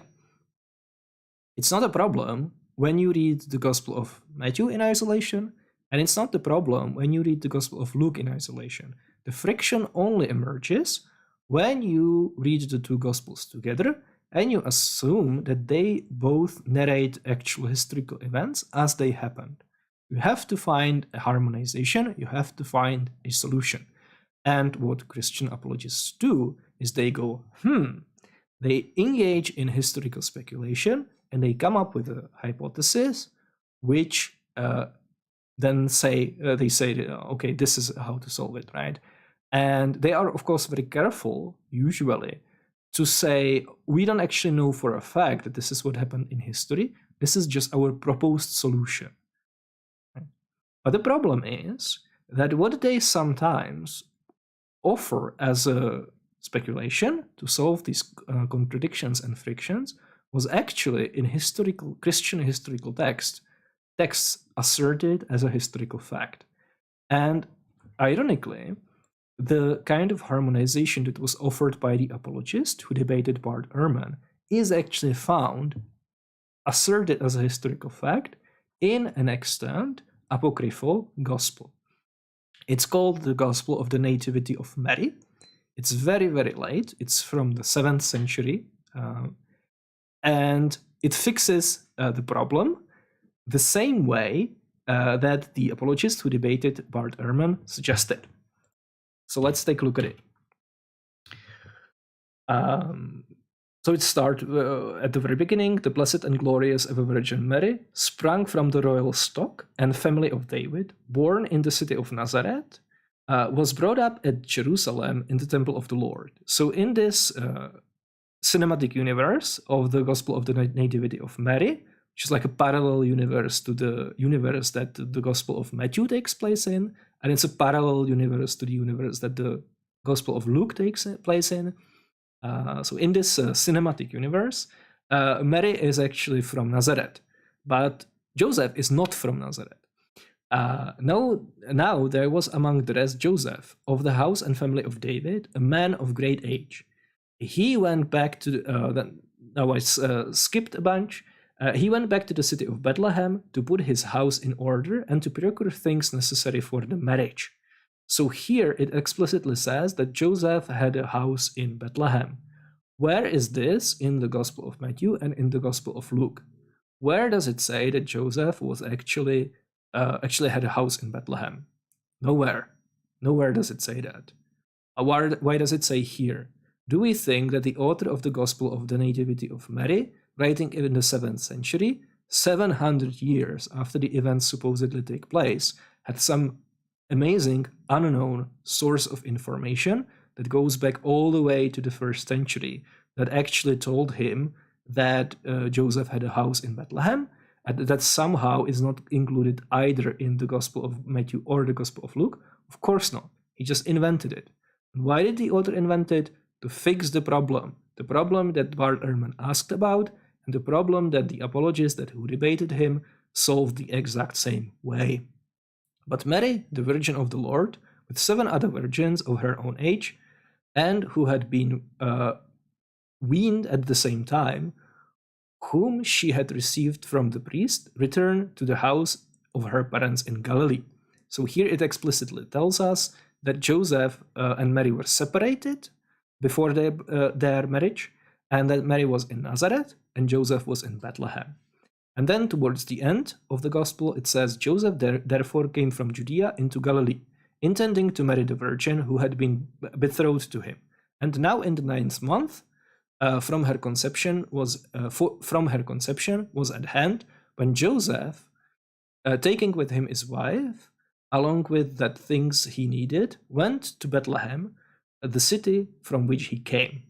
So here in this cinematic universe, the couple is separated. Mary is in Galilee, in Nazareth. Joseph is in Judea, in Bethlehem. And they are separated all the way up until the point of marriage, only after which, they go to Bethlehem. And then the story continues, supposedly, the way it does in the canonical Gospels. So you can see that here, the author is harmonizing and he's trying to solve this friction. And he solves it by having Joseph own a house in Bethlehem. So that explains it, right? So again, just with Thucydides, just as with Thucydides, just as with Herodotus, with Philo, with the author of the Dead Sea Scrolls, the author of the Gospel of Mary went, he invented a speculation and he asserted it as a historical fact. And the Gospel doesn't actually say, oh, I think this is how it went down, right? It's just presented as a historical fact. And also, this version of events fixes another point of friction, which also takes place when you try to harmonize the two Gospels that include the infancy narratives, right? Because if you think about it, in the Gospel of Luke, an angel appears to Mary before she is impregnated and tells her that she is going to be impregnated by the Holy Spirit and that she's going to give birth to a son of God. It happens, and then when Mary is already pregnant, Joseph finds out about the pregnancy, he wants to divorce her, and only then an angel appears to him and explains what the situation is, that this is actually okay because she was impregnated by the Holy Spirit. Now, why didn't Mary tell him, right? That's an obvious question when you read the two Gospels together and you assume that they both explain the event, record the events as they actually happened. It makes you wonder, right? Surely, if an angel appeared to Mary, she would immediately go and tell Joseph what happened, so that Joseph later wouldn't be surprised that she's pregnant. If the two Gospels recorded events as they actually happened, Joseph would know from the moment Mary told him that she was impregnated by the Holy Spirit and that she's awaiting a son of God. And an angel wouldn't have to appear to him. That's the reasoning, that's the point of friction, right? And again, there is no issue if you read the two accounts in separation, because in the Gospel of Luke, an angel appears to Mary, it doesn't mention Joseph, so you can assume that Mary told Joseph and it was fine. And in the Gospel of Matthew, an angel only appears to Joseph after Mary shows signs of pregnancy. And you can assume that an angel didn't actually appear to Mary previously, and that's why she didn't tell Joseph, and that's why he's surprised, right? Only when you read the two Gospels together at the same time, this point of friction arises. And there have been various harmonization attempts proposed, and the attempt that is proposed in the Gospel of the Gospel of the Nativity of Mary is that the reason why Joseph didn't know, why he wasn't told about Mary being pregnant by the Holy Spirit, is that the two were separated. So Mary was in Nazareth and Joseph was in Bethlehem. They couldn't talk about it. Mary could not have told him that an angel appeared to her and announced her that she is expecting the Son of God, because Joseph was really far away, right? He was in a different country, actually. It wouldn't be a different country back then, because it was still under Herod, supposedly, but he was very far away, right? He was in Judea, while she was in Galilee. And again, what is the amazing, historically reliable source of information behind the Gospel of the Nativity of Mary? There isn't any. The author didn't have any access to events in the first century. He just went, and he invented what he believes is a plausible account of what explains why is it the case that Joseph was surprised about the pregnancy, and he just inserted into the text as a historical fact. And he didn't say, oh, this is what I think, and he didn't distinguish it, he didn't indicate this is a type, in any way, a different type of information other than what he's getting directly from the Gospels, right? And I think what we've been showing this whole time is really applicable to the canonical Gospels as well, right? So take the Gospel of Matthew, the famous story of the guards at the tomb. So let's read it, because it's always nice to refresh our memory about it.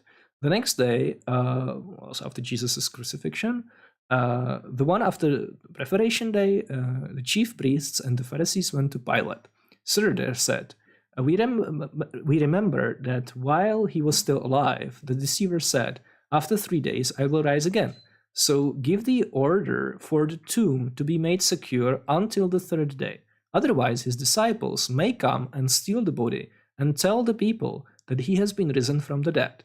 The last deception will be worse than the first. Take a guard, Pilate answered. Go make the tomb as secure as you know. So they went and made the tomb secure by putting a seal on the stone and posting the guard. While the women were on their way, some of the guards went into the city and reported to the chief priest. And this is later, right? This is after the visitation of the women to the tomb. Everything that had happened. When the chief priests had met with the elders and devised a plan, they gave the soldiers a large sum of money, telling him, you are to say his disciples came during the night and stole him away while we were asleep. If this report gets to the governor, we will satisfy him and keep you out of trouble. So the soldiers took the money and did as they were instructed. And this has been widely circulated among the Jews to this very day. Now, what explains why this story is only in the Gospel of Matthew and not in any other canonical Gospels? What explains it? Well, that's a good question, right? I think a Christian apologist would either have to say that it's a brute fact, that is to say, not to explain it. He would just say, well, it just is the case that the author of the Gospel of Matthew decided to include it, and other authors decided not to, or they didn't know about it. Or the Christian apologist would have to invent some kind of explanation, which would be completely ad hoc, I think. But what I think is a great explanation is exactly the kind of explanation that I've been offering for the last hour and a half. It's that by the time the Gospel of Matthew was written, the author has heard the story that the disciples stole the body. That was a story that was meant to explain why is it the case that Jesus' tomb was supposedly found empty. And we can see very clearly how that kind of story might have originated. So let's imagine that we are, let's say, in Antioch, or in Alexandria, or in Rome in the 1st century CE. We are Jewish, and we hear a story of Jesus' death and resurrection. And we hear that his tomb was discovered empty 3 days after his crucifixion. And this supposedly shows that he ascended to heaven. Because as everyone in the ancient world understood, when a body goes missing, that's an indication that the person was taken to heaven to live among the gods.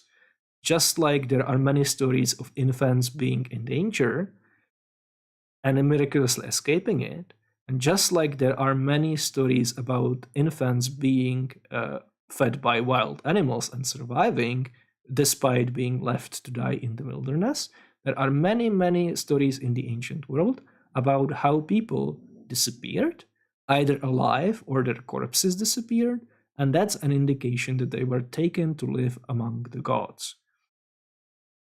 Okay, so let's say that we are Jewish and we hear that Jesus' tomb was discovered empty. And we are not convinced, we are not sold, right? So what's the kind of thing that we could object? We could say something like, well, how do you know the body was not stolen?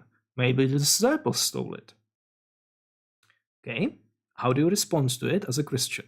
That's a really good objection, right? You don't know how to respond it. And here comes the author of the Gospel of Matthew, who knows as much as a Christian knows today that Jesus is actually the Lord, that he actually is a divine being, and that he actually did die and raise from the dead. So he knows that for sure. So he knows there must have been a way how it is that the body was not actually stolen. But he doesn't know for sure. He doesn't know how it actually went down in history.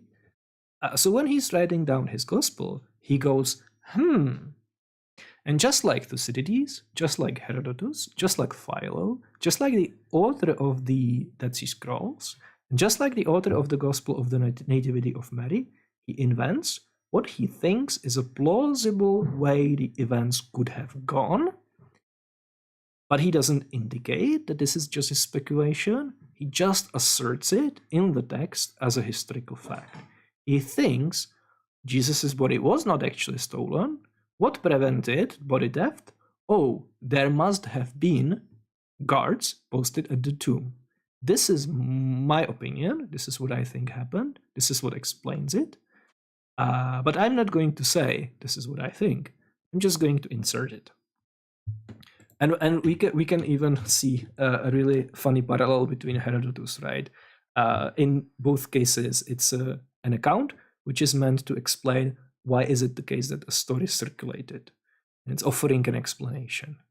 And just as I think, in case of Herodotus, he actually invented it. It was a speculation that was meant to explain why the legend exists. So it is the case with the Gospel of Matthew. And this is what actually explains why the guards at the tomb story is only found in the Gospel of Matthew and not in any other Gospel. And that's because it was just the author of the Gospel of Matthew who invented it, right? The other authors of the canonical Gospels didn't encounter the objection, so they didn't have to invent anything about it. And I think the exact same explanation can be provided to this, for example. So in the Gospel of Luke, after Jesus' resurrection, Jesus appears to his disciples in the upper room. It says, while they were still talking about this, Jesus himself stood among them and said to them, "Peace be with you." They were startled and frightened, thinking they saw a ghost. Also, this is translated as a ghost in English. It's not a very good translation because in Greek there is a very technical term which is called pneuma. It's sometimes translated, or it's oftentimes translated as a spirit, but really in the first century Greek thought, it was a kind of very refined substance. Pneuma hagiou was the Holy Spirit, right? He said to them, "Why are you troubled? And why do doubts rise in your mind? Look at my hands and feet. It is I, myself. Touch me and see. A ghost," again, pneuma, "does not have flesh and bones, as you see I have." When he had said this, he showed them his hands and feet. And while they still did not believe it, because of joy and amazement, he asked them, "Do you have anything here to eat?" They gave him a piece of boiled fish, and he took it and ate it in their presence. So here, Jesus' disciples see resurrected Jesus, and they naturally concluded he must be a pneuma, because that's what people did, right? Like this is one of the explanations for these kinds of appearances. And there were actually accounts of people seeing these kinds of beings. There were accounts of people returning from the dead this kind of way. And Jesus wants to explain to them that that's not actually the case, that he's not a ghost, he's not pneuma, because he has flesh and bones. Right? And he shows them by eating a piece of fish, because that's something that pneuma wouldn't do. Pneuma wouldn't eat, but a body which is made out of flesh and bones would. So this shows that he's not pneuma, right? By the way, that wouldn't necessarily work in history, because even in the ancient world, we have stories about people returning from the dead who were able to eat. They were able to, for example, to to have sex, and they were able to even fight people. So they were very physical. even though they returned from the dead, right? So it wasn't clear cut that you are not pneuma if you can't eat, because there were counterexamples to that in Greek mythology. Pausanias, for example, mentions Greek heroes who returned from the dead, and they had very physical presence. But the point is that, again, why is it the case that this story is only narrated in the Gospel of Luke and not in any other Gospels? What explains it? I think that if this actually happened, we would expect the Gospel authors to be interested in narrating the post-resurrection appearances of Jesus as vividly and as extensively as possible, because in Christianity they are kind of important, right?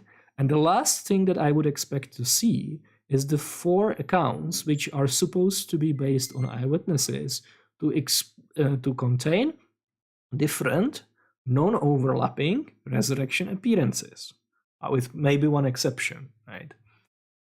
So what explains the differences? I think a really good explanation is that each author just invented their own appearances for the literary purposes that he had, right? That's a really good explanation. And in case of the Gospel of Luke and eating of the fish, it's probably the case that by the time the Gospel of Luke was written, Christians were encountered with an objection of, how do you know Jesus was not just pneuma? How do you know he was actually raised from the dead? How do you know he's not just a ghost or a spirit, just like many other ghosts and spirits that we, the Greeks, have in our mythology?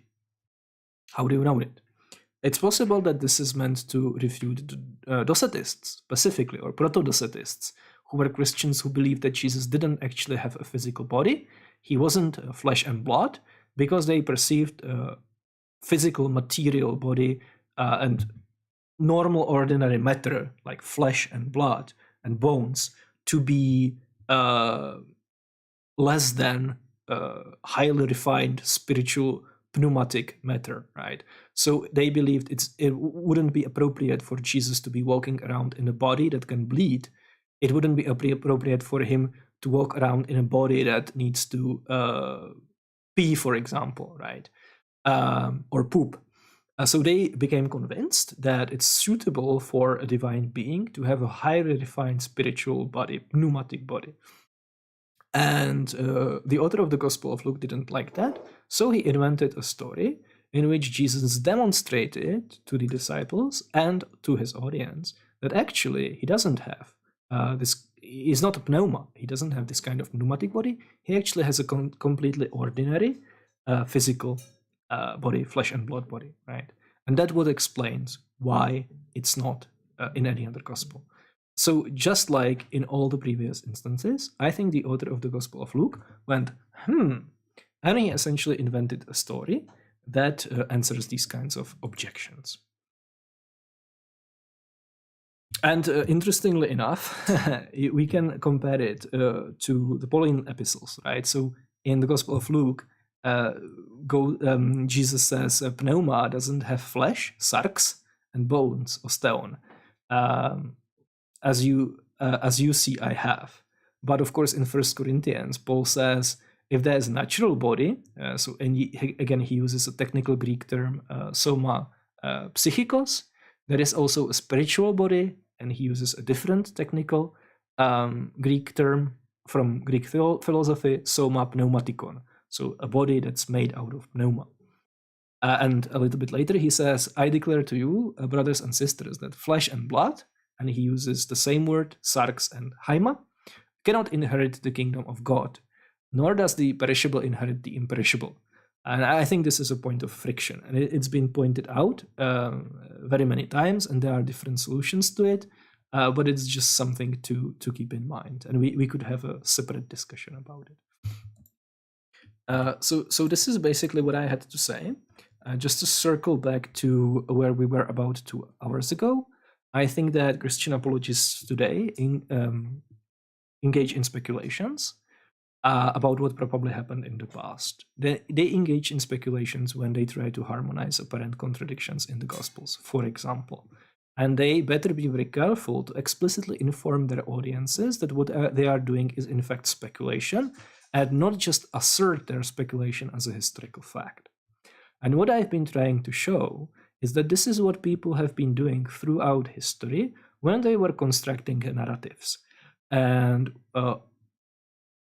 historians of antiquity, ancient historians, were actually doing it as well. They were also often engaging in speculation about the past. And what happens very, very often is that they engage in speculation and they just assert that their speculation is what actually happened in their narratives. And they don't explicitly tell us, sometimes they do, other times they don't, very many times they don't, that what they describe as history is in fact just speculative.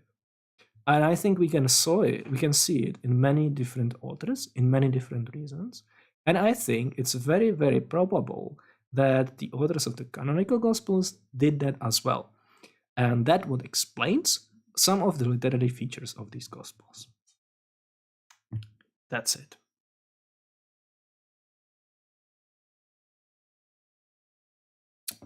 All right, any questions?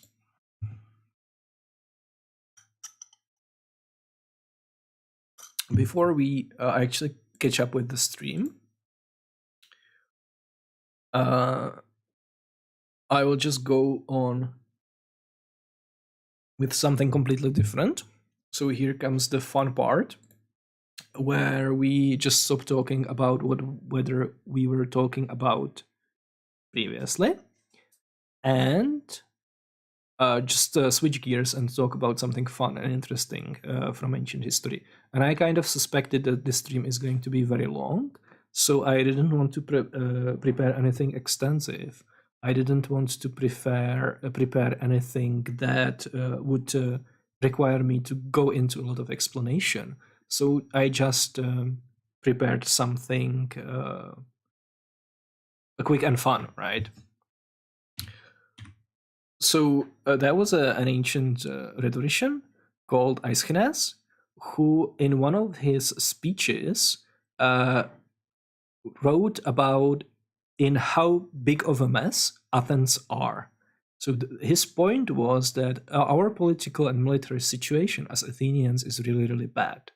And he wanted to say that there were actually divine signs that this is going to happen, that people misread, that even the gods themselves warned the Athenians about how big of a trouble they are in.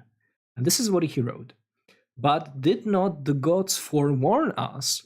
Did they not admonish us to be on our guard, all but speaking with human voice? So he's essentially asking, well, weren't we even warned by the gods themselves?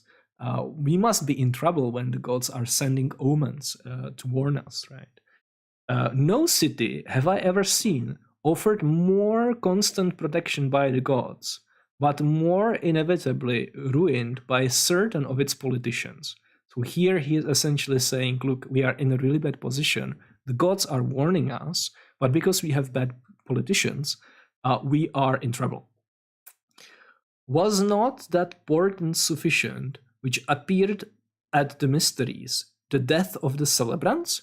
And here he cites what he thinks is an example of the gods warning the people about how dire the situation is. He says there was something that happened in the mysteries, which he interprets as a sign from the gods.